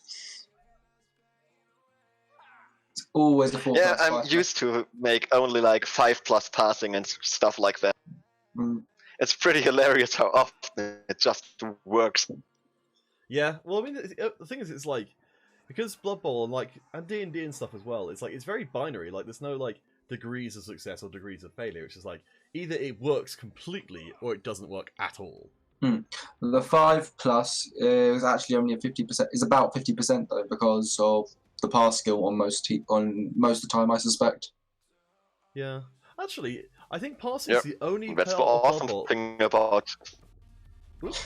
Well, I'd say blocks of degrees of success because there is you Just fall down, there I is your suppose that's opponent. true. You knock your opponent down, or you only push him. Yeah, I suppose that's true.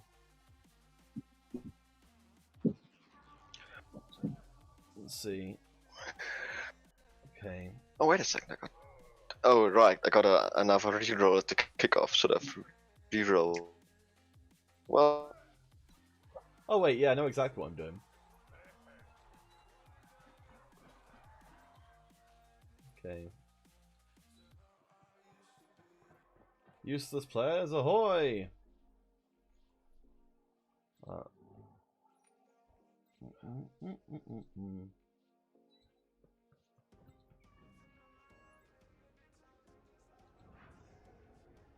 Wait, why is it going that way? There we go. Maths doesn't seem to add up there.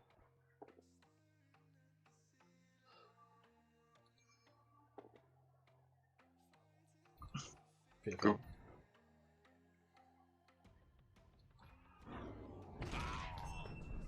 Yay! More SPV for the bear! Woo! Wow, that's his second kill. There is Do you need to give him a timeout again? Holy moly. Good job, Stuffing. You're my I think I favorite. lost the loner in my last game too. I mean, because it's just the loner, but I mean, who cares about Lona?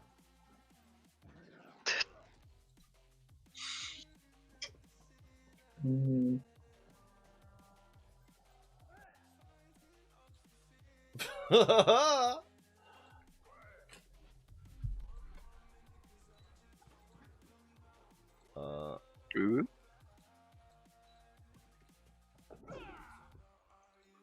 Seems like a good. Good Nothing. and solid play.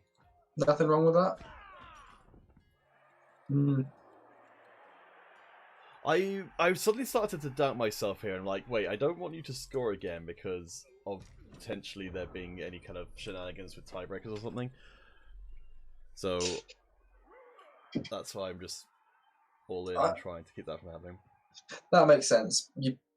As I said before the game, I think you have this. Oof. Good dice are good. Uh-oh. It's fine. It was only alignment. He might be wearing the carpet. He might be wearing the drapes.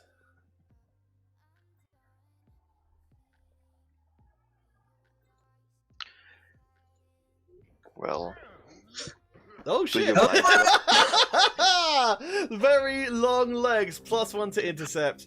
It was still a 6 plus. It was still a 6 plus because of the tackle zones. Well, it was still a 6+. Yeah. Yeah. I made That's it a why 6+ you throw before- with- That's why Yes, you you stand at the thrower. front, sir. That's why you stand at the front. Ah. Well, thrower couldn't make it. Oh my well- gosh, who got the MVP? Oh, Strength Blitzer. up. That's good. Blitzer, that's really good. Both I really strength thought guys got the strength MVP. guy. MVP committee's like, we only care about strength. Oh Well, boy. So let's count the SPP there. That is 7, 11, 16 SPP. We're getting close to elf numbers there. And then Moranian being the SPP hog that he is. Yeah, what a jerk. That means from this division, we've got the Dashing Haberdashery going through to the playoffs. And we've also got the Underratted. So Oh, man. that's 2 teams going into the play-ins. Mizra, Mizra, obviously congratulations are actually due to you for really winning the division. Hmm. I would take what I can get, honestly. But yeah, Exodius, thank you for showing me a different way to approach Blood Bowl. That's a very valuable thing. It's just about the bandhander game. As I said, I played 2 years ago in the German league and I got really upset about winning and losing, and well, when I quit it for 1.5 years and came back as like, well, just roll some dice and see what happens. Yeah. Well, I think that's a thanks journey for the everyone game. has to go on. Yeah. Well, thank you. Thanks for the game and have a nice day. Whew. You sure you don't want to Cheers. join us for analysis? I've actually got half an hour before I have to go, so I can do a bit for analysis. All right. So I won't stay for the analysis. I'm just Okay. leaving now and doing my work stuff on Sunday like students. Well, bye. All right, so yes, No cheers. pleasure. Hopefully we'll run across each other in a future season. I think you left before you could say that. Oh man, it's really weird though. It's like it really reminds you of the feeling at college or university where you meet all these people and you're like, hey, these are cool people, and then you move on to a different section and you don't ever like to have that thing with them ever again. Mm. You really got out of your way for it. Yeah, I get what you mean. Yeah. Hopefully, Okay. we'll see. Hopefully, you'll see him again. So shall we try So we're going to go into the review section of the stream now. Did Parsec not work for us before? It didn't work for us before. Let's try. We can try again. Okay, let me send you. I'll get Parsec up again. So the reason we're using Parsec is to allow for Caldagum to be able to move the the pen around, which I need to set up again. So let's get back. Let's get the replay started off anyway. Okay. Continue on to Parsec. Okay, let's just allow you on. Ooh. It's not coming up with you. Yet. Your cursor's on the Parsec window. It doesn't like it's Control or. Alright, I'm just gonna. Doesn't right. Okay, I need to. The mouse seems to want to go to the top right corner.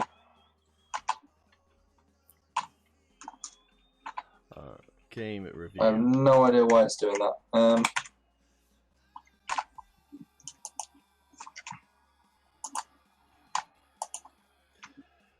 Okay. Let's get back into this. Let's see if Epic Pen's working. Hello. Hello? Hello again. I take it you probably can't hear me, rather than the other way around.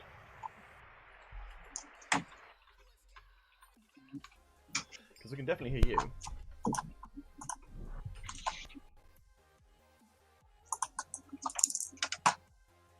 Okay, well hopefully Caldegon will be back in circulation. Yes, I hear him as well, so I don't know what's going on there. But so let's see if this is all working. Actually, well, I'm going to change around a few things on this end, so that I'm going to screen share my. Doesn't seem to want to work. I don't know why. I joined, but my mouse was going to the top corner and I couldn't hear you. Okay, let's make a new call with just us. Just a second. Okay, so just making sure Exodius doesn't have to listen to all the stuff. So what I'll do is I'll share the OBS window, so you should be able to see the pen at least. Let's see. Yep, there we go. Yeah, lovely. Cool. There's a pen. All right, so I'd Get love the to skills up, please. Oh, yeah. Okay. So let's. Your first stuff was very good. Okay, so I'm kind of So at this point, I'd like for your and the chat's input on the start of the game. Like, what were you expecting coming into this? I was expecting Catch to go back, Els to run forward, and then go for a quick 2-turn, and then he's going to try and stop you. Or he's going to try and stop you and try and get a steal. That's what I would expect. We didn't get anything near that. No, I think it's because Exodius plays not how you would expect High Elves to play at all. Yeah. So yeah, we didn't get what we expected, but we got something. So let's. I've got no criticism at this point because we've not seen anything. It's still a high kick. So, in terms of formation, this is like the world's most standard formation because everyone does. Yeah, it's fine. It's fine. This doesn't do anything to prevent a run up to flanks, which is kind of what I would be. I would be expecting to see the a player, 2 elf players at least, running down the side here to set up a future passing play. That's the point of this setup is not only does it protect your players, you're all very central, which means if he does commit to one side, which he does, you get to do what you did, which was force him into a commit. So yeah, just run to the end of his turn. He gets a bit unlucky. It's nice to see. It's probably very good for you when the first block he makes, he has to re-roll. Yeah. Well, that was amazing for me because at that point, going forwards, I was saying okay, if I can get Exodius to just roll more dice, then with 1 re-roll left, it's gonna go badly at some point. Yeah. The point of the elf team is they want to. The elf team wants to limit the amount of dice they're rolling, as opposed to killer teams who want to maximise the amount of dice they're rolling. So yeah, obviously he goes wait for him to do this, and then he doesn't commit straight away, but he then goes to the flank next turn, doesn't he? And that favours you because you're Kislev and you can say, go on, you're going to go this way, or your blitzers are fast enough to keep up with him. Okay, so so at the end of that first turn for Exodius, I'm kind of thinking that. So what I do like is that we've got the. Oh, I'm pretty gonna change this this shortcut. So I might do that now because otherwise it's gonna be a real pain in the ass. Oh, that's right. I tried to change it before, but I couldn't. And that's why I ended up not doing it. Let's see. So, pencil should be Control Shift 3. Can I make it Alt 3? No, it won't let me. Okay. So that's that. I don't know if that's something to do with not using the paid version of EpiPen or something. But okay. So I like that there's strength here and there's strength here. So this kind of indicates to me that these are two potential avenues that could go from the cage. They don't expect this cage to stay together long term. Yeah. The two on the left are basically, they're trying to say, right then, I've got an avenue of a channel to go down. He's got the makings of a channel. The two on the right are just there, so it's like, right then, if you manage to stop that channel, I can just slalom along to the right. He's trying to outmaneuver you here. He's trying to force you to go down one side, and then he can just go down the other side, and he will have more speed. But he doesn't have that much more speed than you.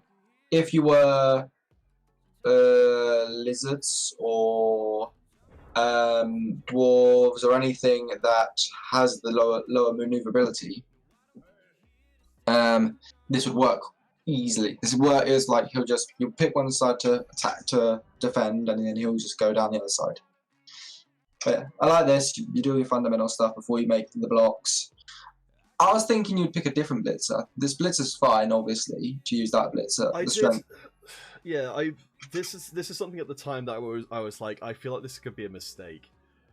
Like the idea was that I really wanted to I realized that my formation had actually put my other blitzers kind of out of position to be able to do anything about this flank. So my reasoning for putting him here was that because you put the wrong blitzer somewhere else. I would have much preferred to put a standard blitzer here. As it was, the fact he's got strength 4 means he's just going to be a little harder to shift. I'm about to make this move here, moving up of this guy. This was me not taking account of the fact that he had a block tackle player. I hadn't mentally kind of brought that into my thinking. And so when I put this guy here, I was asking for them to get murdered. That was a super terrible idea. Yeah, especially armor value 7. It's like that could be over any time soon. I think he only gets 2 blocks on him by the end of this drive. Obviously I'd picked a different blitz. As I said, we picked a different blitzer, but everything's fine here. Get an armor break early on. The armor. There is no obvious blitz target here. This blitz target turned out to be a good choice. It wasn't. I don't think it was the right choice. I think, but I don't know what is. I mean, as it was, I literally just did that because I was like, I don't know where the hell else I can even get a 2 dice block because the line in front of Moranian. What's Moranian? Oh, this guy. Yeah. Yeah, I could have moved this guy up. The thing is, I didn't want to, because of him having strength 4. I didn't want to end up standing next to him pretty much ever. Because anyone I put next to him, he was just going to slap down. Well, he didn't want you to. Well, as we found in like 2 turns' time, he doesn't like making any dodges, which is funny for a elf coach, not making dodges. So he wouldn't move Moranian away from. When he goes down here, he acts that he mentally traps Moranian down here. Because in 2 turns' time, you get the tame bear, I think, on him. And at that point, he's like, I'm not going to do it. But let's get rid of this bit here. Well, so at this point, what I'm thinking is, I forget that my guy has plus strength, so I'm like, oh gosh, he's going to 2-die block him. And then I'm like, oh no, he's got strength 4. He's not going to 2-die block him. And then I realise that He'll provide that assist. Yeah, this setup here does mean that that it's quite easy to someone to come in and once they've cleared off this corner, then they have got 1, 2, 3 guys on 1. So it's fine though. It's fine though, because move on to when he makes the block. Well, something else which I want to kind of point out at this point is that I've got tons of players on the right flank, way more than I need to. Yes, yes. Which is why I thought it was which is why I think it was a bad blitz to pick, because it pushes more players onto that side. Yeah, yeah. I think for that reason, yes.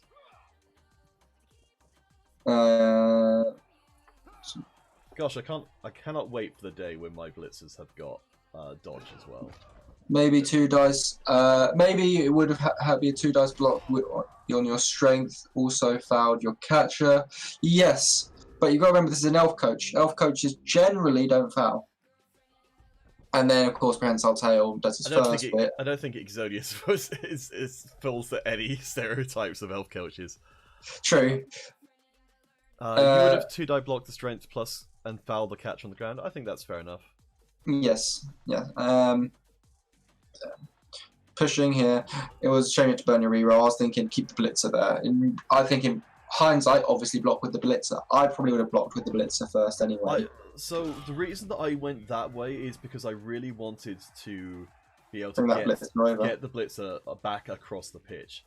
And if he hadn't rolled both downs, like if it hadn't been a forced reroll, he was going to get past to where the blitzer's standing now. So I want to illustrate this. So he was going to get past to here, and then this guy was going to push him up there, freeing up the blitzer to make the move across this way. Yeah, it makes sense, but the thing is, you only need you need to limit his movement. You don't necessarily need to force him into making bad dodges on your diving tackle pieces, and at this point you only need to limit his movement, and which is weird because like as you manage to, even without the blitzer, you put him in a hard place, and he has to go backwards, and then you're just chasing him. That blitzer over there turns out to be a very good thing in the long run, doesn't it? Yes. Because I believe it's that blitzer, but it was definitely a blitzer that wasn't a strength 4 blitzer, was applying constant pressure when he is forced all the way back. But that's quite far down the line.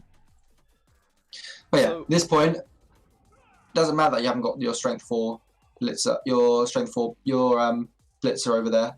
There's so much of a defense. He has to struggle. He has to go backwards. If he did knock down a catcher, you've got a different problem on the other hand. He's probably scoring on turn 4 potentially. Because obviously it's the strength 2 and he's got Moranion. But that's if Moranion was able to stay up. He now doesn't have 2 dice against your blitzer, so he's forced backwards. Yeah, the blitzer certainly serves extremely well as a roadblock piece. Like, and especially with roadblock police that's threatening to cause turnovers from. Yeah. So the bear behaved itself pretty well in this first half, particularly. I mean, at this point, it's annoying, but it's not game-breakingly bad. And he also, he traded up team value-wise crazy well, because I was really looking to get the bear next to his star player, primarily. Yeah. And when it eventually happened, I was like, I think he could have easily Dauntless blocked my bear out of the way, but just didn't do it. Yeah, he could have even dodged out of the way because it's only a 3+ dodge.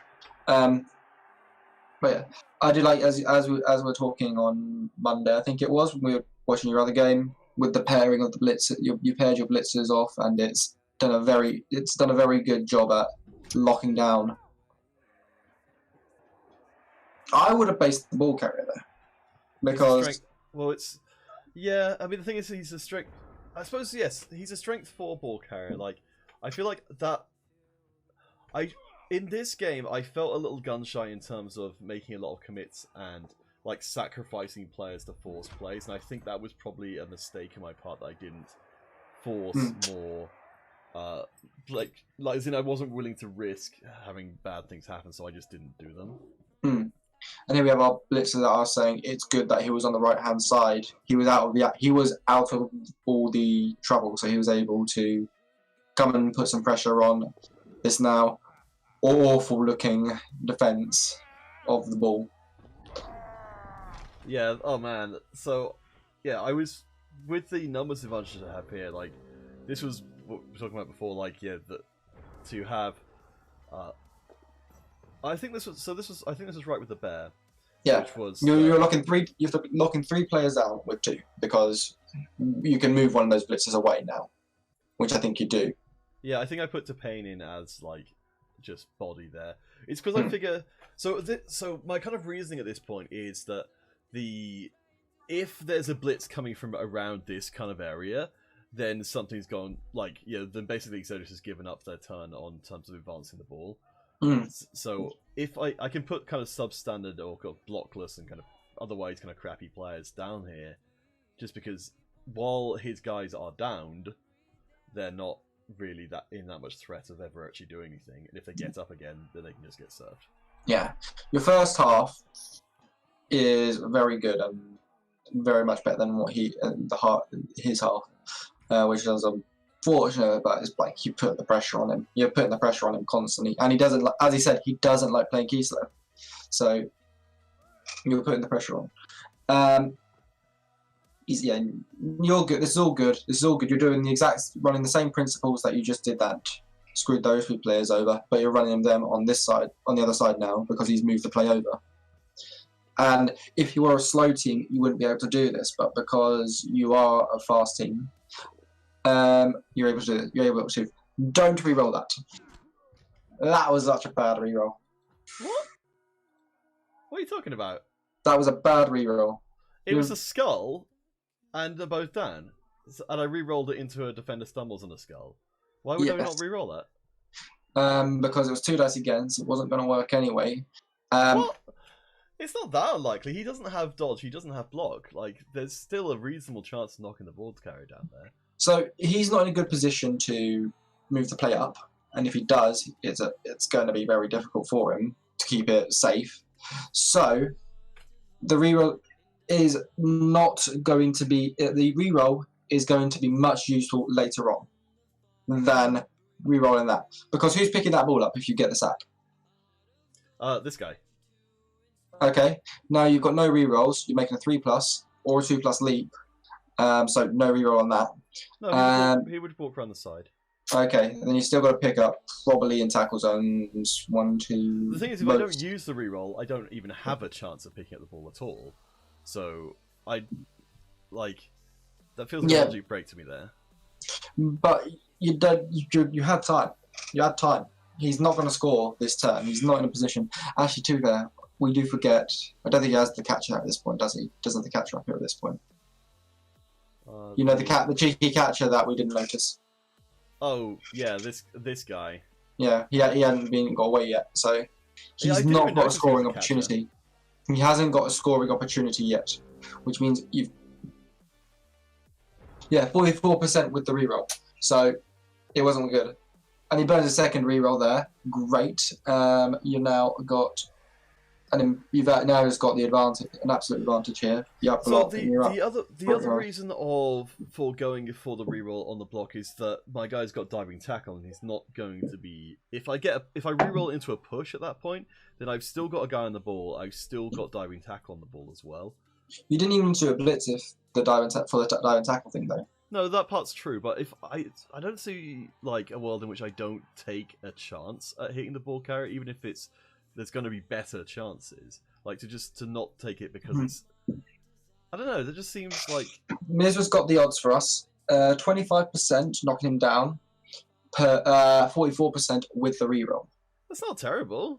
I mean, that isn't actually that bad considering it, but there's the skull failure state.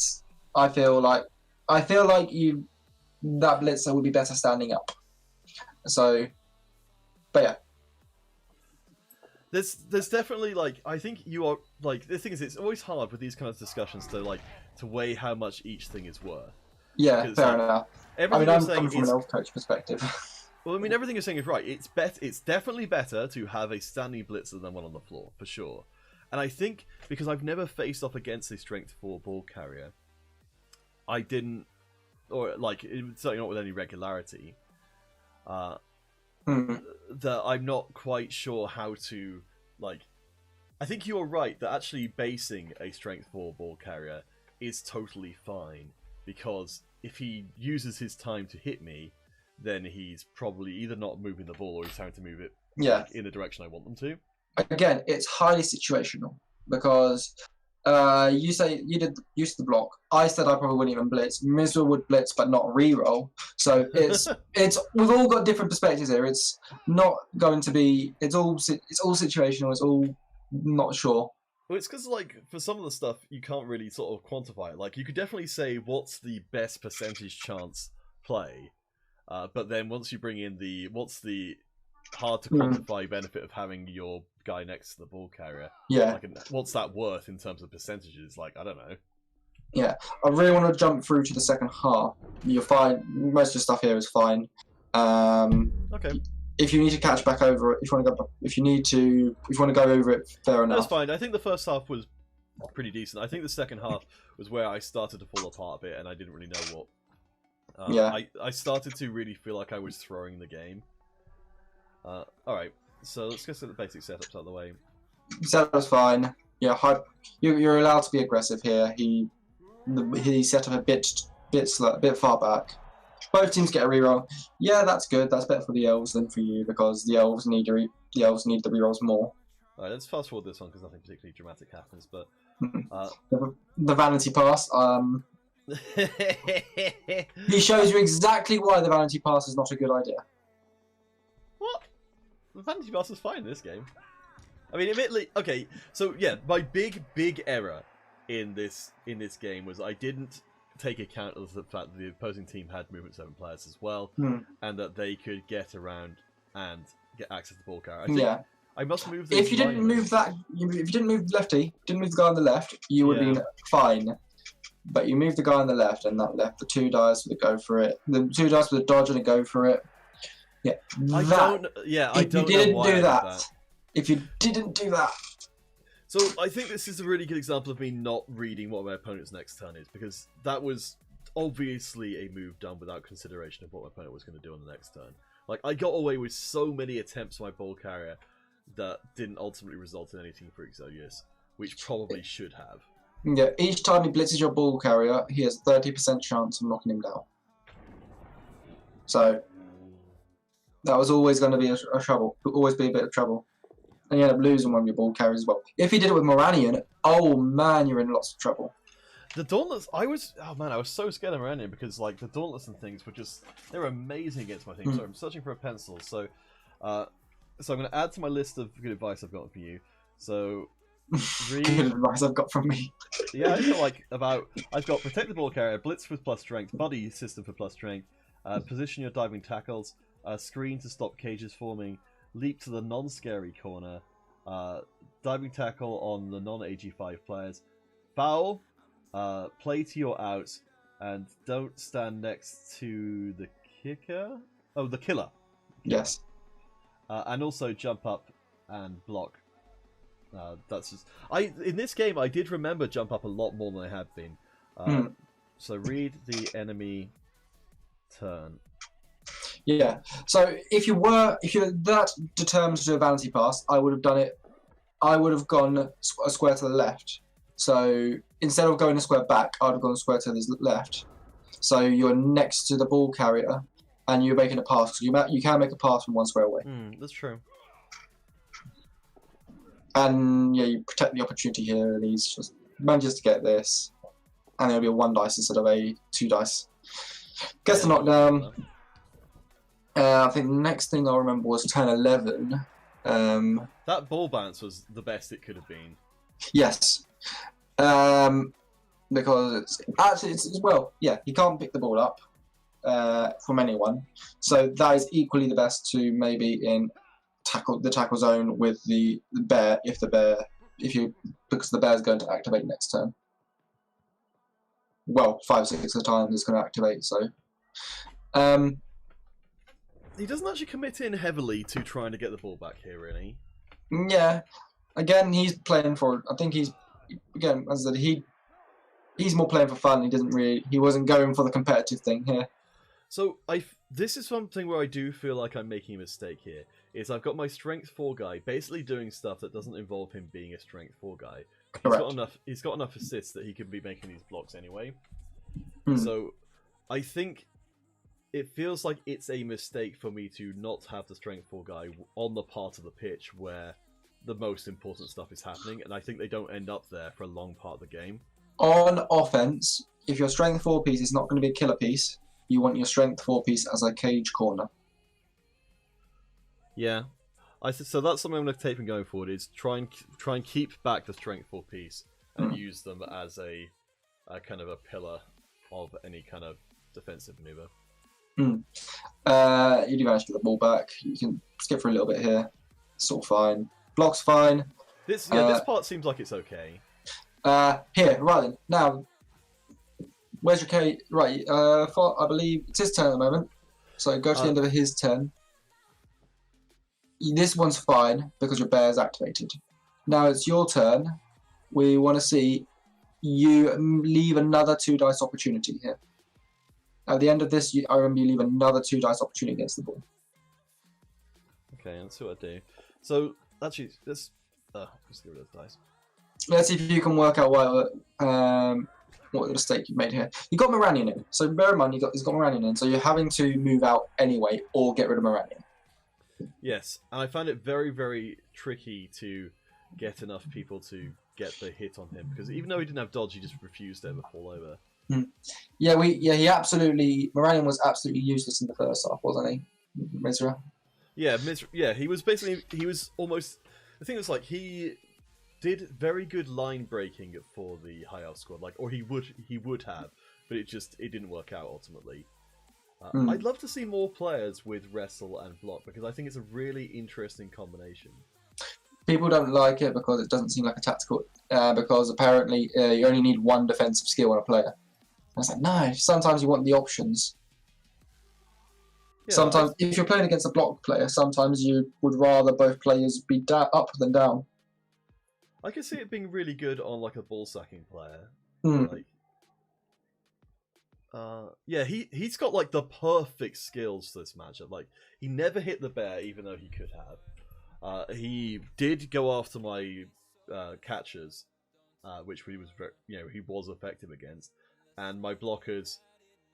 Anytime they tried to block him and they wanted to use their block skill, he would just, presumably he would just wrestle them if it was going to give him some sort of advantage. Unfortunately, I have to disappear. Okay, I've got a match, funny enough, in a local league. So. Oh, cool. Well, good luck. I hope it goes really well. Who are you playing as and against? I'm playing humans with 2 strength-upped catchers, and an edged-up thrower against a dwarf team. Yep, it's ridiculous. I hope you survive the experience. But yeah, I gotta go. Remember, you work out what went wrong on this turn because there was you didn't cage up, and by the end of it, you couldn't cage up. But work out what went wrong on this, and then I think 2 turns later, the same thing happens. But that's the only things I remember. Okay. Yeah, this is definitely the part where I feel like I screwed up the most, so I'll be looking at this very carefully. But thank you so much for coming along and joining in. I really appreciate it. I will catch you in the playoffs, I guess. Play-ins. Yeah. Play-ins, playoffs. We'll see. What's the difference? All right, Kelgam, cheers very much. Bye. Okay. There you go. Alright, so Callaghan, what a great guy. Okay, so, yeah, in this turn, I think in this half, I really started to feel the pressure from the high elves, and I started, I think, making some really awkward plays because I didn't trust Stuffing to remain active, and I think it's because I had players on my back. I was really scared of Moranion on the front, so I felt like I couldn't fall back because I had that player there, Geralt there, which maybe was, and I feel like I couldn't go to the side because again we still had elves there, and I guess this felt like the only area which was remotely safe. So I think that's probably where I'm going to end up trying to get to. I spent a lot of time trying to knock down Moranion and never managed to, or barely ever managed to do it. My plus strength guy is, again, just sort of doing stuff he could be doing if he wasn't a plus strength guy. I think what I'm doing over here is I'm trying to push this guy. Wait, not there. No, sorry, up to there. Just to free up my plus strength player to get him more involved, because at the moment he's just not doing anything. But yeah, I'm bringing in a lot of players just to deal with Moranion and just ultimately just push them around everywhere. I think I got so focused on trying to get rid of Moranion that I didn't really think about what was going to happen in the turn. I just hoped that it... I had the general idea that the more players I knocked over, the better the situation would be for me, rather than having anything specific in mind. Yeah, two dice, 2 pushes, and then I think I move another player in just to allow it for another... Yeah, I moved the... So I think that's a pretty major problem, is I moved the bear away from the ball carrier. I think which was super unnecessary, because it risks the back of my cage opening up like a flower, and this didn't really accomplish anything either. I really just wanted to make it so Moranion couldn't get away, but something I didn't really account for, and I need to be accounting for going forward, is... I'm going to add that to my list of things. So, blocking is an escape. So this happens a lot of times in this match, is that I think I've got hold of a player, but I give them an avenue to block out, and because he's strength 4, my brain just doesn't sort of wrap around it properly, strength 4 elves. So I'm putting strength 3 players in a position where they can get blocked, and so they can get, the player gets away from the rest of mine.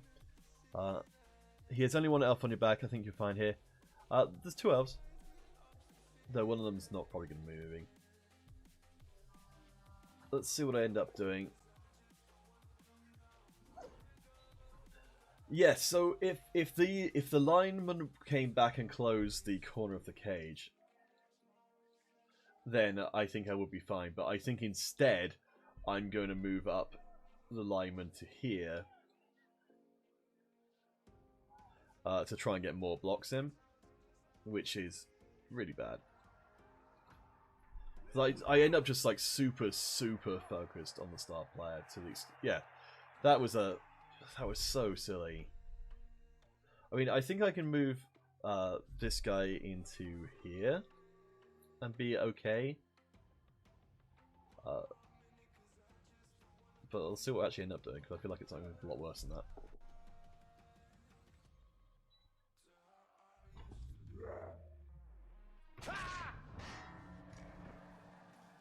I was spending an awful long time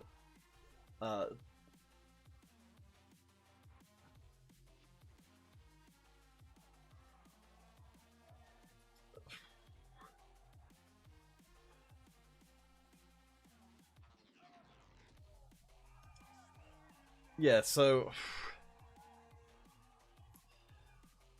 looking back at this, so this is what happens, is that he's going to be able to hit down here, because it's pretty easy to negate all of the... I'm really looking forward to the point where the bear has guards, so I can actually have him, providing some use. As it was, he didn't really do a huge amount, apart from just... Well, the prehensile tail did quite a lot. But yeah, this whole thing here seems like it's not great, because I'm moving myself next to... moving myself next to a skillless lineman, my kind of thinking there was that if he's going to blitz, then I'd much rather have him blitz with someone who has no skills and is more likely to screw it up.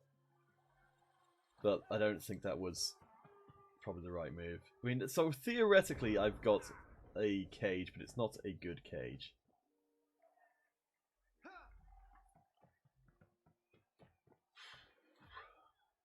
I think I might even have to... I'm going to note down what turn this is. So this is turn 11.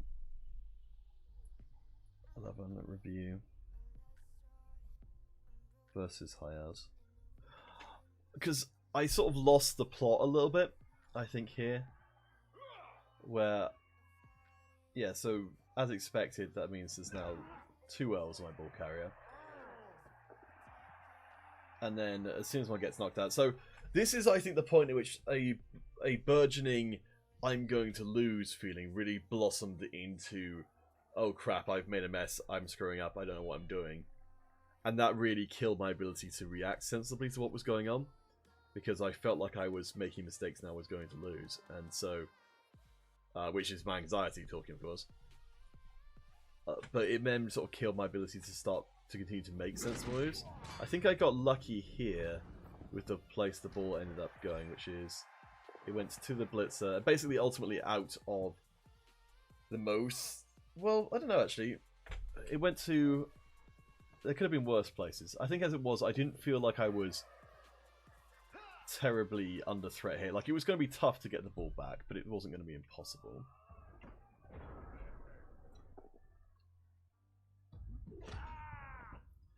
So so in this, I mean, the Strength 4 player finally had a chance to use his Strength 4 for something, but I think it would have been better to have freed him up with a just regular 2-die block, so he could come down and interfere with the Strength 4 player that was covering the ball.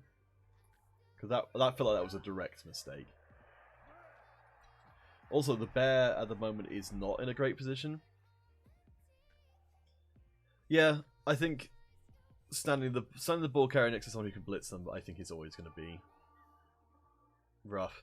And yeah, we're starting to get really into the scrum, which theoretically should be favouring me as the person with more players, but I don't think it's almost like a puzzle that you have to work out. And I couldn't figure out, or at least I did, honestly I didn't even really try to figure out what the correct way through that puzzle was. I was just sort of in panic mode. I think against a player who was trying harder to really kick my ass, I would have done a lot worse. So I'm still, I think, hyper-focused on trying to get rid of the star. I think I spend a fair amount of time, pushing them again. I mean, pushing them next to the... So I shouldn't have followed up on that block there, because... Oh, right, so this is...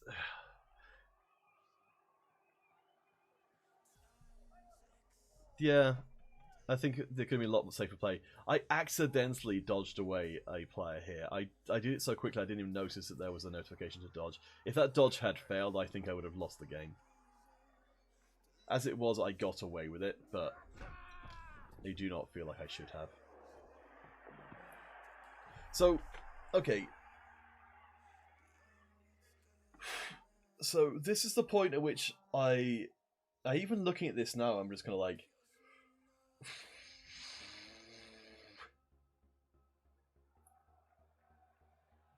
Let's kind of... So I'm going to go back and take this opportunity to redo this line of thinking. So, if I go here, then I'm going to be getting blitzed from there. Though I do have the Strength 4 guy. That Strength 4 guy is pretty good. If I go over sort of this kind of direction, I don't really have protection at all, so I don't think that's good. I could go backwards, but again, that's no protection either. So I don't think either of those are good. I could go... So I'm going to change colours here. So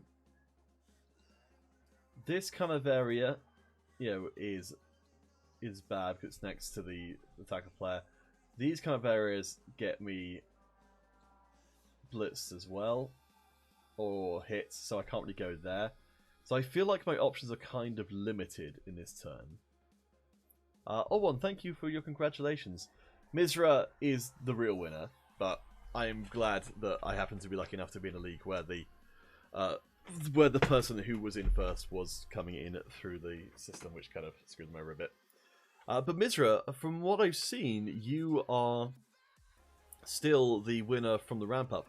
I do think it's pretty surprising, weird, hard to understand why there's only one place from ramp up. Let's see. You can try and get rid of Moranian, cage up, and maybe gang foul the elf on the ground. Let's have a look and see if that kind of thing would work. So, where am I right now? Those elves were in contest for the best seconds, so I have to thank you. Oh, you're welcome, old one. I think I really took down Exodius' touchdown difference here by winning 2-0. So I think... I don't know quite what that does to the table. I don't know. Actually, is the table updated as of yet? I'm going to quick look on the... I don't know if it just... I presume it does automatically pick up on the stuff. Yeah, it has. So, I'm tied with Exodius, but I've got a better touchdown difference, and I beat them head-to-head.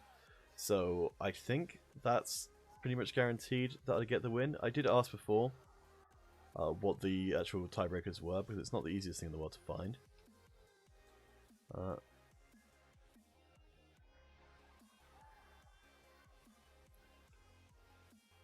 Let's see, so all one.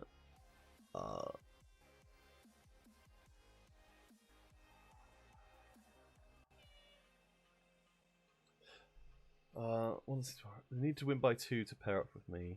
Sorry, who needed to win by 2 to pair up with you? Because I know... Wait, old...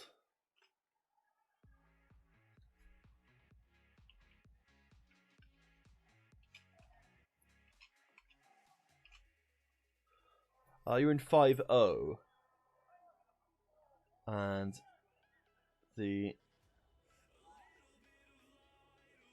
Oh, you're playing the Dark Elf, all one. Yeah, all one. You're playing Dark Elf in Division 5-0. Only won last night. Oh, right, okay. So you are definitely in second for yours, because your touchdown difference is pretty good. And everyone else's touchdown is 0 or below. Is there a second place for Division 5 that's a meaningful advantage?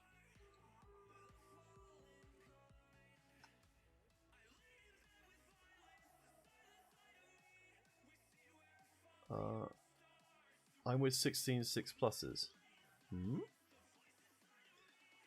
Oh, when I feel like I'm getting really confused. So, you are tied at the top of your Division 4 wins, but your touchdown difference is less than Oliphant's. So, doesn't that mean that Oliphant goes through? Because the Rebel favors touchdown difference as the primary tiebreaker. I'm not sure what the 16 6 pluses is referring to. I think maybe I'm just having a stroke and so I can't understand anything. I'm going to go back to the game for the time being, but definitely keep letting me know, and hopefully I can figure out what it is you're trying to say. Oh, the 2 best seconds also go. That's the part I wasn't understanding. Okay, and you did pretty well as a second. So let's have a look. So all one has 4 1 1 5. Let's see. I'll write it down. 4 1 1 5 touchdown. Let's see. Second place from 5N is 402. So nope. 412 is me. But I guess it's.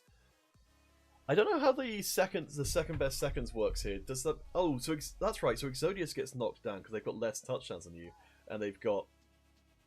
Haven't you got one more game to play, old one? Or am I missing something? Or did you come in through? Wait, okay.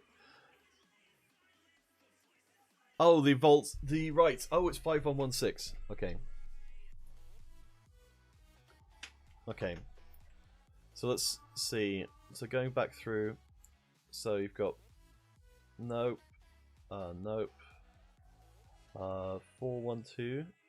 Yeah, so basically anyone who's lost twice who's in second won't qualify. So nope. Oh, the Iron Fist Brutes, they came in through through the ramp up, so they don't count. So nope. Wow, they did really well though. The Golden Gate has 4-2.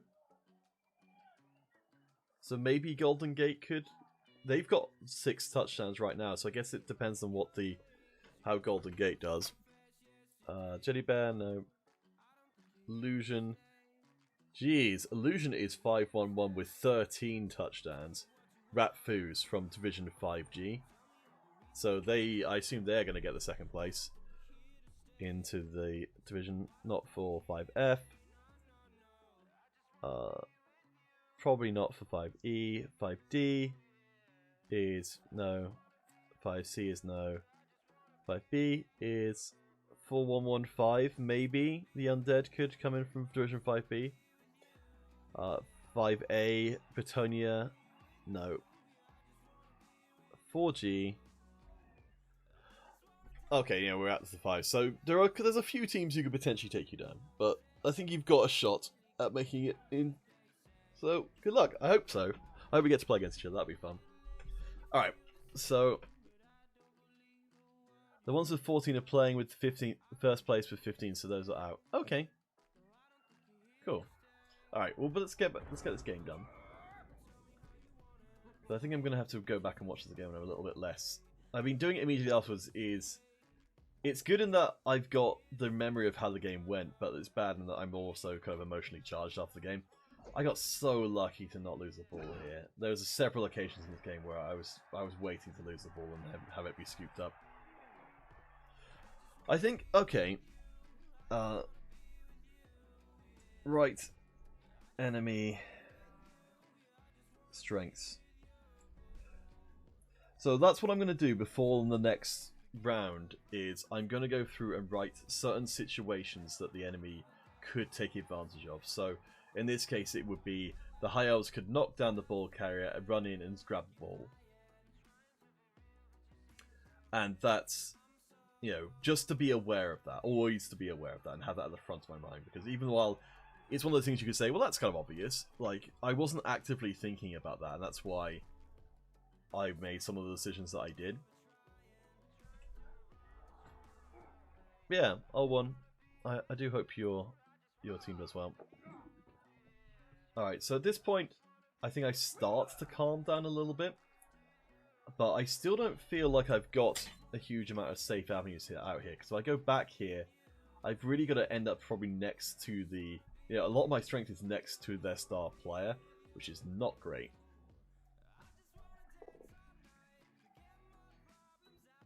Yeah, strength 2 ball carrier is a little yikes. It does open up so many more opportunities, especially when I'm putting them in a position where they're going to get hit.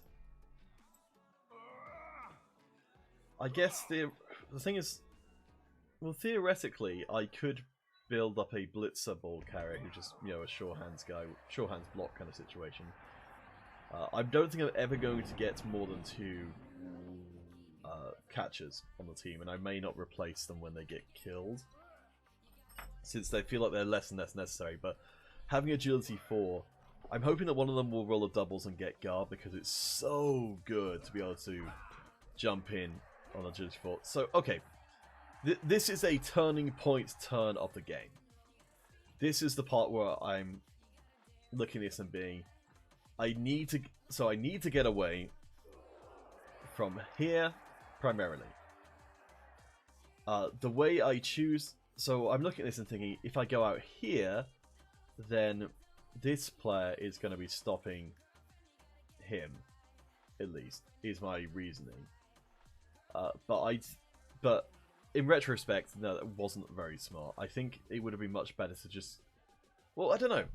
The alternate thing is to try and get out this way, but I am also cutting myself off from my team because of these elves.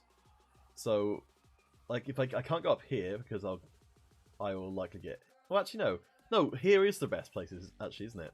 This is the place I should have gone, because I can knock this guy. Can be knocked out of the way, and it puts bodies between me and him at least. It's not amazing, but I think it's probably better. It's a lot better than what I did end up doing. I don't think there was any of these results which were, you know, flawless. But the place I did put them, I think, was pretty nutty. So this was allowing me to make the chain push to try and get my guy further out. As it was, it didn't work out in the end, but it was alright. And the one dice block to try and keep me from needing to dodge.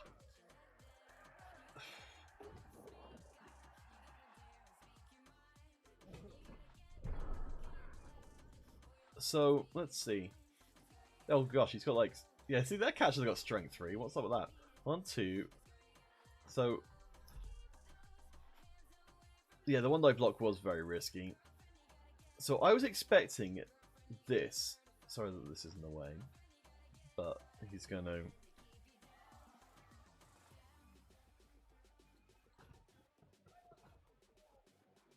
So I was expecting him to go to there.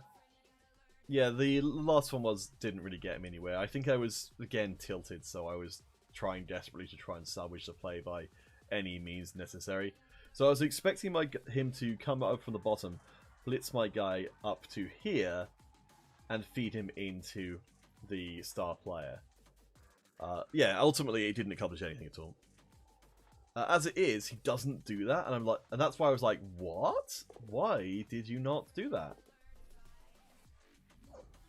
Because it would have been almost guaranteed he would have got the ball off him at that point, and then this flank is pretty open for the taking. So I got super lucky there, and that's another consequence of not reading the opponent's turn, because I didn't even realise that that was possible. Like, I think I've only gotten as far as I have by sort of generally doing roughly solid play.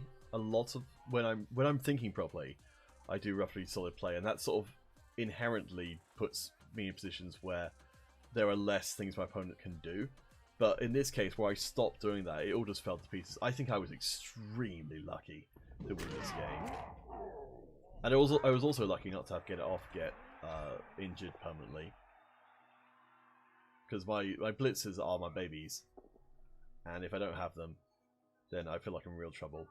Though, as soon as I took an injury and I took a stun here, I'm just like, wait, am I gonna lose? Like, because I don't have the players anymore. Suddenly the High Elves have got the punching advantage. I haven't been able to do anything about Moranion at all, despite trying a lot. And I'm thinking, well, where the hell do I go from here? Because the only place I'm strong is up here, because I've got a strength 4 player, and all of the rest of the elves are between me and there. It's hard making all this thinking during the game unless you're a pro player. Well, that's the thing. So, Mizra, the point of me doing these reviews and with Caldegum having him go through and tell me off of various things is that I'm writing out like a list of heuristics, like rules of thumb. So I'm trying to pre-think, like do as much pre-thinking as possible before I get in the game. So I could be like, okay, I just need to do X, Y, Z, and that will be hopefully less affected by my mental state. So if I get like upset or anything, or start to feel like I'm going to lose, that I've at least got principles to fall back on. Admittedly, I got sort of wound up enough in this one to really sort of abandon those principles. I found it really distracting to have a co-commentator and my opponent there as well, especially when my opponent was sort of memeing the whole thing. I found that really hard to deal with. So that contributed, but ideally in a normal game I'll have a bunch of things of like, so, you know, have I got my strength 4 player in the mix where he's most useful? If not, can I get that done? Like, am I protecting my ball carrier? And now I think the thing I'm going to add to it, which, like, yeah, thinking about the next few turns, I'm amazed I haven't lost more games, given that I haven't actively been thinking about what my opponent is going to be doing on their following turn. Like, you try and imagine playing chess where you don't do that, where you just like say, I don't know what they're going to do in the next turn, I hope it's not something bad. Like, that idea would be abhorrent to chess players, I'd imagine, because that whole game is thinking about the opponent's turn really more than equally as much as your turn. And I haven't been doing that, and the reason I'm kind of going on about it is because I want to try and get it to stick, because I feel like as a Blood Bowl player, if I can get myself doing that consistently, so I can sort of visualize what I want my turn to be, and then also successfully visualize what the opponent's turn's going to be, I will be 5 times better than I am right now, instantly. Like, I feel like I've gotten as far as I have by relying on heuristics and, like, you know, on these rules of thumb that are generally serving well, and I think are mostly right, though there are some big exceptions. My biggest problem with my sort of built-in rules is that I don't recognize when someone would make a play that goes outside of them. Blood Bowl's chess with randomizers, yeah, I think that's a reason one. But I get thrown off whenever everyone makes a play which I consider to be sort of suboptimal. Then I'm like, oh gosh, how unfair that they could make a play that isn't almost guaranteed to succeed. Mizra, what was the right method? I've forgotten what I was saying. I've kind of got caught up in my own thoughts. I would definitely appreciate if you could repeat back to me what I just said, because I'm just kind of like swimming in my own thoughts at the moment. Alright. Yeah, checking mistakes and playing a lot. Yeah.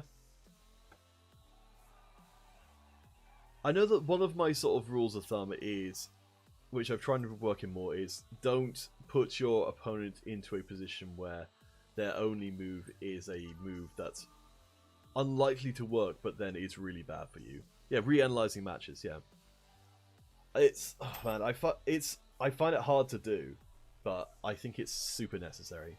Like, I think I'm gonna go back and off stream reanalyze this again, just because there feels like there's so many mistakes in here, and there's so much potential for learning. So I felt like this was totally, well, there's like with no reroll. I certainly wasn't expecting that, but I think it's the right move from Exodius to try and tie up my bear. I wasn't expecting it because it's got a anything but a defender stumbles or defender down here is really bad, because I would then just get the 2-die block back.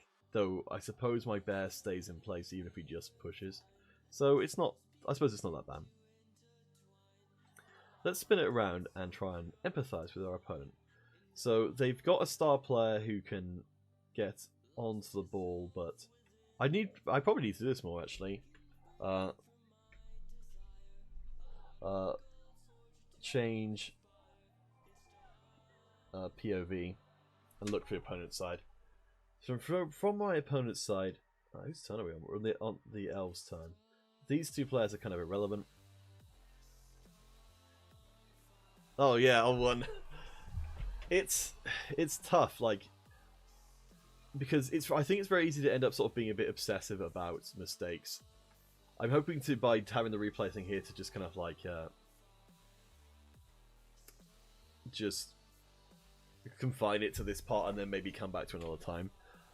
Yeah, Blood Bowl 2 makes it a hell of a lot easier. You can't become a good player in a couple of weeks. No. Well, that's the thing. Is like it's that. Like a lot of these things, like one of the reasons I really like shoutcasting is that it is, and for Blood Bowl coaching as well, it's the journey of a lifetime. Like I never liked this idea when I was younger, but now I've gotten a bit older, I sort of realised that it's, this is one of the games, this is one of the kind of things, so just like shoutcasting, that you can never stop getting better at.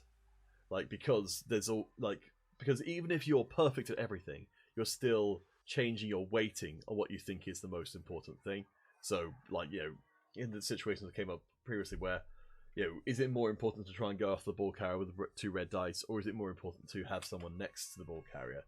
Like, that's unquantifiable, but you can come up with reasons why one is a better idea than the other, and then you might switch, and then you don't really know if you're right or not, because you're then getting into results-based evaluation where you're like, well, it worked, so it was obviously the right thing to do, which is not great.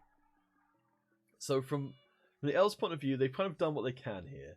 What would they not... So if I'm the elves, what do I not want to see happen? Probably this jump over to here and then running up. As long as... I think if the bear reactivates and goes to here, I'm in a bit of a tough spot. The problem is if I do this run along, is that I don't have a huge amount of support. I'm relying on at least the star player can't get free. You could punch the bear out for sure, but can't get free. Like, it's because they've got the Dauntless and they've got an assist, so they're in a pretty good spot for making a 2-dice block.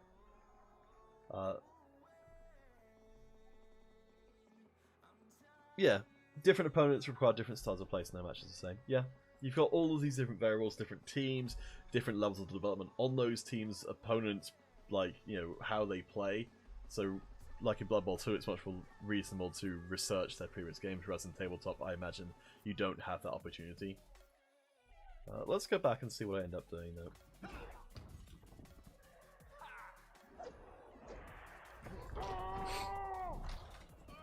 Okay. So that, yeah.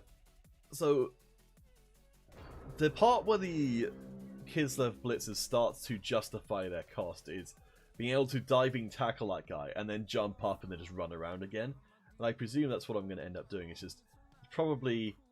I think I likely would look to move the bear in here first of all, because that's the biggest variable. And then get up my down guys. Oh no, that's right, sorry, the bear can't move. I completely forgot about that. Okay, so... oh, no, that's right, so I would probably come up here, get this guy away, at least, which allows my bear to move in. Then I've got to go for the leap across and run. I think that's the way I do end up doing it. Yeah, blitzing the guy next to the bear, I think, is the only thing which makes sense here. So it's a little unfortunate to have to do that without knowing if the bear's actually going to come into play. So this isn't great. Like, any kind of strategy. Near the player... Yeah, actually, that's the thing as well. Like, I can always use the blitzer to then follow up and be next to the star player in case the bear does go bonehead. That would have probably been sensible. I don't know if that's what I end up doing. Yeah, the push isn't great.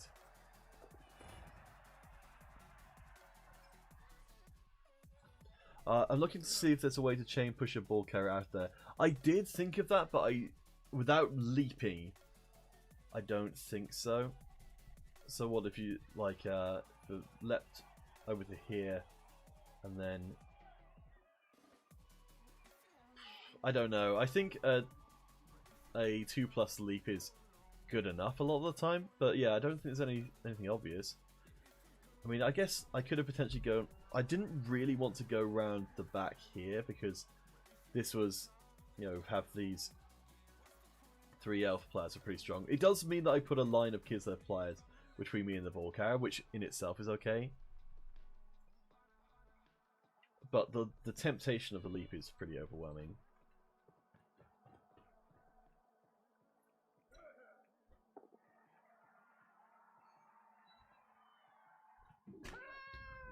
So that worked out pretty well.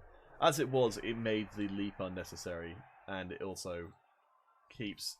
So Geralt is still there for the taking. They've got the same amount of movement, but I start one space ahead of them. I presume I'm going to end up around here-ish? Because I'm trying to be next to the... Okay.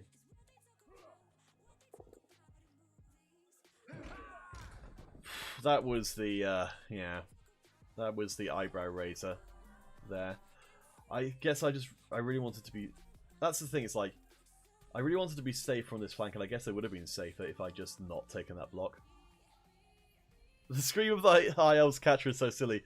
I would have loved to have been at the recording session for Blood Bowl in general, because some of the voices are so weird. I think they just had fun with it, and it's I'm kind of glad they did. So, what have I got here? So, we've got a...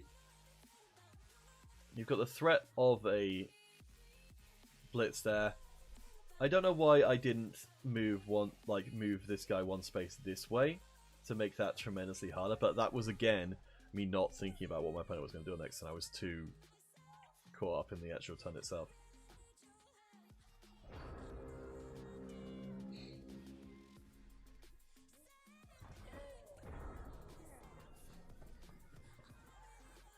I wasn't super worried about the lone alignment, but yeah.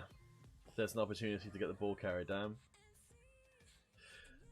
So what I will say for myself here is that I'm very glad I've gotten my... it won't show me it because it's replays this facility. I'm very glad to have gotten my plus strength blitzer into a relevant position.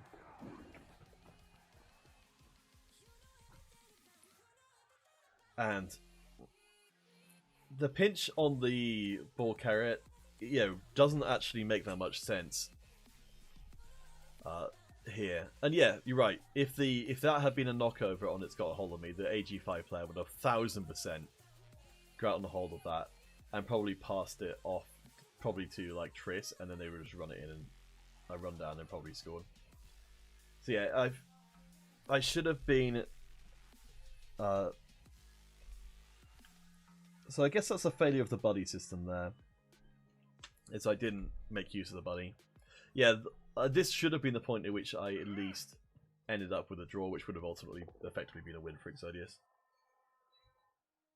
But yeah, the catcher has been extraordinarily lucky. I think I will probably end up using Sidestep on one once they level up. Unless, I mean, I'm obviously always looking for guard. So, I'm going to have a quick look here and see. So, from my point of view, is that I did feel like I screwed this one up a bit. So, I was aware that I wasn't going to knock over Geralt if I hit them. But what I should have done is I should have run all the way around. So I didn't take advantage of the big movement, so I should have run around. I'd been 1, 2, 3, 4, 5, 6, 7, 8. Actually, okay. Can I do any better from? Okay, I don't need to go that far actually. 1, 2, 3, 4, 5, 6, 7. Because all I need to do is get the high elf down to here, so I've got a clear dodge out.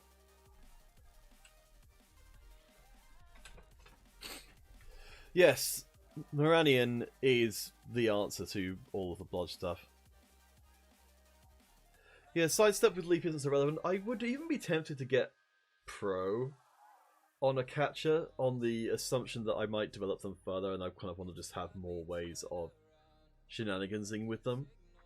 I mean, because I know sidestep isn't as... Yeah, leap sort of is like a half sidestep in that it lets you get out of sticky situations. But so the right, at least in terms of this block, the right blitz would have been to go around the side, push and away, so I've got a clear dodge up to here. As it is, that's not what I do, because I kind of end up confusing myself. I end up so focused on I can't knock this player over, so there's no point hitting them, that I go after the guy who's not even really doing anything.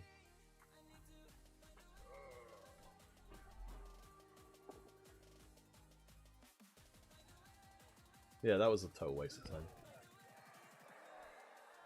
And it ended up with me having to make a... Yeah, I think pro could be legit. So I ended up having to make 3 2+ dice rolls. And that could have thrown the game for me. I mean, there's not very much point watching anything beyond this stage here, but... I think I got some bits and pieces from there. I did get very lucky. Yeah, I don't know. I don't know if pro is the right choice, but I think it's a choice. The pro is primarily there for if he then picks up guard later on, that I can, that I'll be able to, leap in with some degree of confidence. So, I mean, pro is the only way which I'm kind of getting sort of like a half dodge. They definitely don't want leap to be reliable, so there's no like good leaper skill, which is just like the dodge would be for leaping. Though maybe there should be, I don't know. I think leap is one of those mechanics I suspect they're probably quite worried would become overpowered. If you're going for a full score of sprint sure feet, yeah, I think that's reasonable. I think I could see the argument for making a them be a like to have one which is a one-turn touchdown guy, or at least as close as I can get.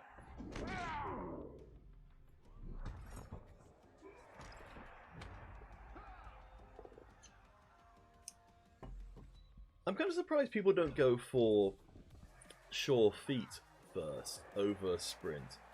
Because presumably with sprint you're just kind of adding more risk to the equation with a higher reward of potentially getting further on the pitch. But with sure feet, you are lowering the risk of going for it going wrong, like dramatically. Like that's so I feel like sure feet effectively extends your movement by 2 in most instances. Like, I mean, admittedly you're probably going to end up going for it a lot more when you've got sure feet than you would otherwise. But it's still a 1 in 36, which is pretty darn good. But I guess with the sprint, yeah, the sprint is primarily there for the one turn. I would like to have one turn be part of the play here. I think maybe it's better to hold off on I want one catcher to be a guard catcher. I want one catcher to be a score. Yeah, I think I would if I'm going to go down the scoring catcher route, which in this game I felt threatened enough that I didn't really want. I really would have liked to have gotten some extra SVP. I love that the bear got more. I got another kill though. That's crazy. So that was an armor 9 success and then 11 on injury. Jeez. That's crazy. Yeah, I think one of the catchers is going to get sure feet, and the other one is going to get. I mean, hopefully one of them gets guard. If either of them get guard, then obviously it's going to be guard, and then probably sidestep. Or no, actually, it's going to be pro. Then do I know what sidestep or pro first after that? I'm trying to think about. Certainly, pro means that they can actually get that guard somewhere useful more frequently, but sidestep means that they can keep that guard in a useful position for longer. I don't know if that's terribly important, because most Kislev plays happen over the course of one turn, so being, if the catcher's gotten into the cage, it's not like I'm going to get a second shot at the ball carrier most of the time. Yeah, the interception there was pretty nice. And the MVP going to the player that I want to get developed is awesome as well. It'll need to happen a few more times before they level up, I suspect. Oh yeah, so Pain getting 2 SVP and being 1 MVP from leveling is great. Hopefully they can be they're a much more visible player. Not having block is rough. Oh, let's actually look at the dice rolls. What were the dice rolls like? So I leaped 3 times and didn't fail once, which is extremely good. I think some of those were with AG4 players though. Pickup, never failed a pickup. That's above average for sure. Dodges, yeah, there was that one dodge where I nearly threw the game, so that's nice. Chaos Bonehead was slightly below average, but wasn't that bad. Jump up succeeded. The intercept succeeded as well. Yeah, the injuring wasn't really that great, but KOing was definitely very good. Let's look at the actual dice. So yeah, that was definitely a lucky match because you can see that I've got the least amount of dice was 1s. Anything else? Okay, let's have a look at how it was for Blood of the Elder. So they failed. Yeah, every time they got diving tackled, they failed. So that was pretty rough. Their dodge rolls, their dodge rolls were really. Well, I suppose that's the thing. The dodge rolls were changed by the diving tackle. What armor shows? I presume it's how many times. Because it's weird, yeah. There's no tooltips or anything, so I think it might be how many times when you knock someone over. I think it's when you don't get your armor broken. So a success will be considered to be that your armor stayed intact. So I think that's the only way that those numbers seem to make any sense. So they got knocked. So Exodius got knocked over like about 40 times, let's say, and of those 40 times, 11 of them were failing. 11 of them failed the armor rolls, which is quite bad. So that's like a third of the time, which shouldn't be happening. You think it's how much you break the opponent's armor? It could be. I don't know.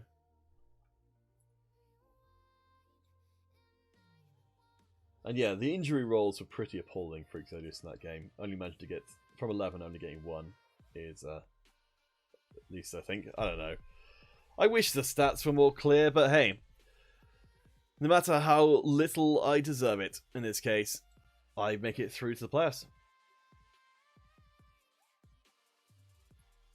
And Misra, 0-1. I look forward to hopefully getting to play up against one of you there. Let's see. Dashing Haberdashery.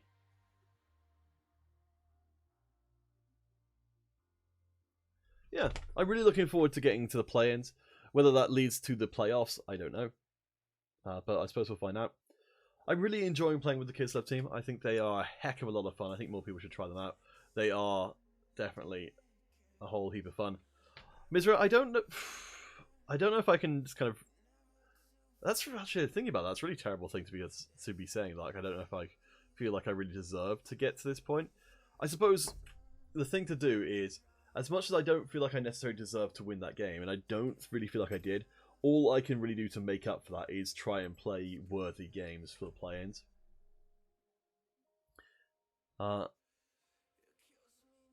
Yeah, Mizra, I am gutted that we're all, like, this opening class is going to be, you know, all mixed up. I hope that we keep in touch with each other, because that's the, you know, as much as we will grow as Blood Bowl coaches through doing all this stuff, keeping it, you know, maintaining these, like, you know, burgeoning acquaintances, hopefully becoming, like, friends and things with each other. That's, for me at least, that's one of the big reasons I came to, like, got into Blood Bowl specifically, is because the people just seem so nice and people I'd actually want to be friends with, as opposed to, you know, a lot of online games where people are generally, like, on average, they're just generally unfriendly or mean. Whereas in Blood Bowl, it seems like on average people are super nice. Oh, well, your division's full of good coaches. I hope to... Probably what I'll do is make a... what do you guys think of this idea of making a Discord server for REBBL, which was like old divisions? Like, as a way to be able to keep in touch with people that you would, you know, because the actual main REBBL thing is a complete mess. About making a server which was just basically like, you know, anyone who requested it could have like a channel which was for all those coaches from that league, so they can kind of sort of just keep up with each other. I mean, I guess you could theoretically do that anyway, but like, I guess just a way to make that easier. So for 5M, it would be like 5M, it would be a 5M, this 5M channel for like this year, this month, whenever it started, and then you could all be a part of that, and then, you know, it would just make it easier, I guess, for everyone to sort of continue to exist as a unit. Which I think at the moment there's a very good chance. Yeah, Misha. Alright, I'll put that together. Odd One, if you wanna... If we can do that for 5M and for Odd One for your division as well, then I think that'll be worthwhile. I'll put together a Discord server for that. Because that seems like that's a... Let's see, so...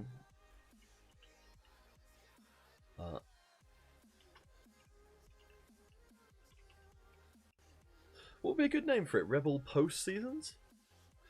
I hope, Old One, that a lot of us end up playing together in the next season. That'd be really nice. I mean, it's still a very, very big league. It's ridiculously big. So, would be quite lucky, I think, for people to end up in the same divisions, but not impossible. I guess, because none of us are going to be in the 5th divisions anymore, then maybe that's actually going to be more likely. Okay. I will make the REBBL post-season thing. Only Losra is a big talker in my division. Oh yes, I hope to do some collaboration with Losra, but it hasn't really happened, which is a shame. But I will, yeah, I'll put together the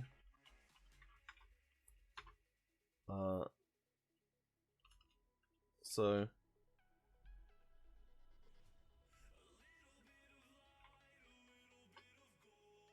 I created the Division 5M in July 2020, and then what's your... Oh, the 4th divisions are bigger, are they? Oh, right, okay. How big are they? Oh, they're 14. Oh, jeez. Aromasin. I know that guy. I remember that guy. He's a really nice guy. A lot of the REBBL coaches came to play in the Newell League, so I feel like I know more people than I would otherwise. Like, I can look through most of the divisions and find... Well, actually, not most of them, but at least it's not that hard to find people that I've met previously, which is cool. Alright, well, I'll make the... So, let's see. Old One, your division is 5-0. Okay. Well, if you want, I can make a div 5-0 And I'll put the ending date in there as well. And it sounds like one, it may be less necessary for your div. I don't know, we'll try it. Like, if it turns out that it's not something that people care about, then fair enough. But I'd like to try and take ideas and run with them, because occasionally they work out pretty well. And, you know, if they don't work out, then it doesn't really cost anything. I can just delete the server again. But I feel like I've been very lucky. Caldegum coming in as well, helping out the commentary, has been a really great guy. Like Mizra, Old One, Mystic. I'm trying to think of all the people I've interacted with a lot. I've been really, really lucky with 5M. So Exodius, just got to know there. Kabuster, been talking to a lot. Horn, a little bit. And yeah, I think most of the coaches in the league have kind of got to know to some degree or other. So yeah, real nice stuff. But onto the plans, I suppose. We'll see how that one goes. I think my team is in a pretty good spot. I've got my your co-caster to play Rebel. Yes, yeah, I think so. Let's see, yes, so Caldegum is currently leading Division 5H with a Wood Elf team.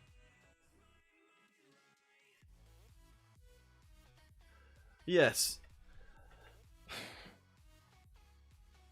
I don't know, like, it does. I suspect it's much more the case that there's, in each division, there's like a few active people. Maybe we could make a Rebel social club of some kind. Where where people just kind of grab all the people who are active from a given league and just kind of bring them in. I mean, at that point, it does also then just sort of become the same as a Rebel server, though. I don't know. We'll have to figure it out. Maybe it's not such a good idea. I'll give it a try. We'll see if people go for it.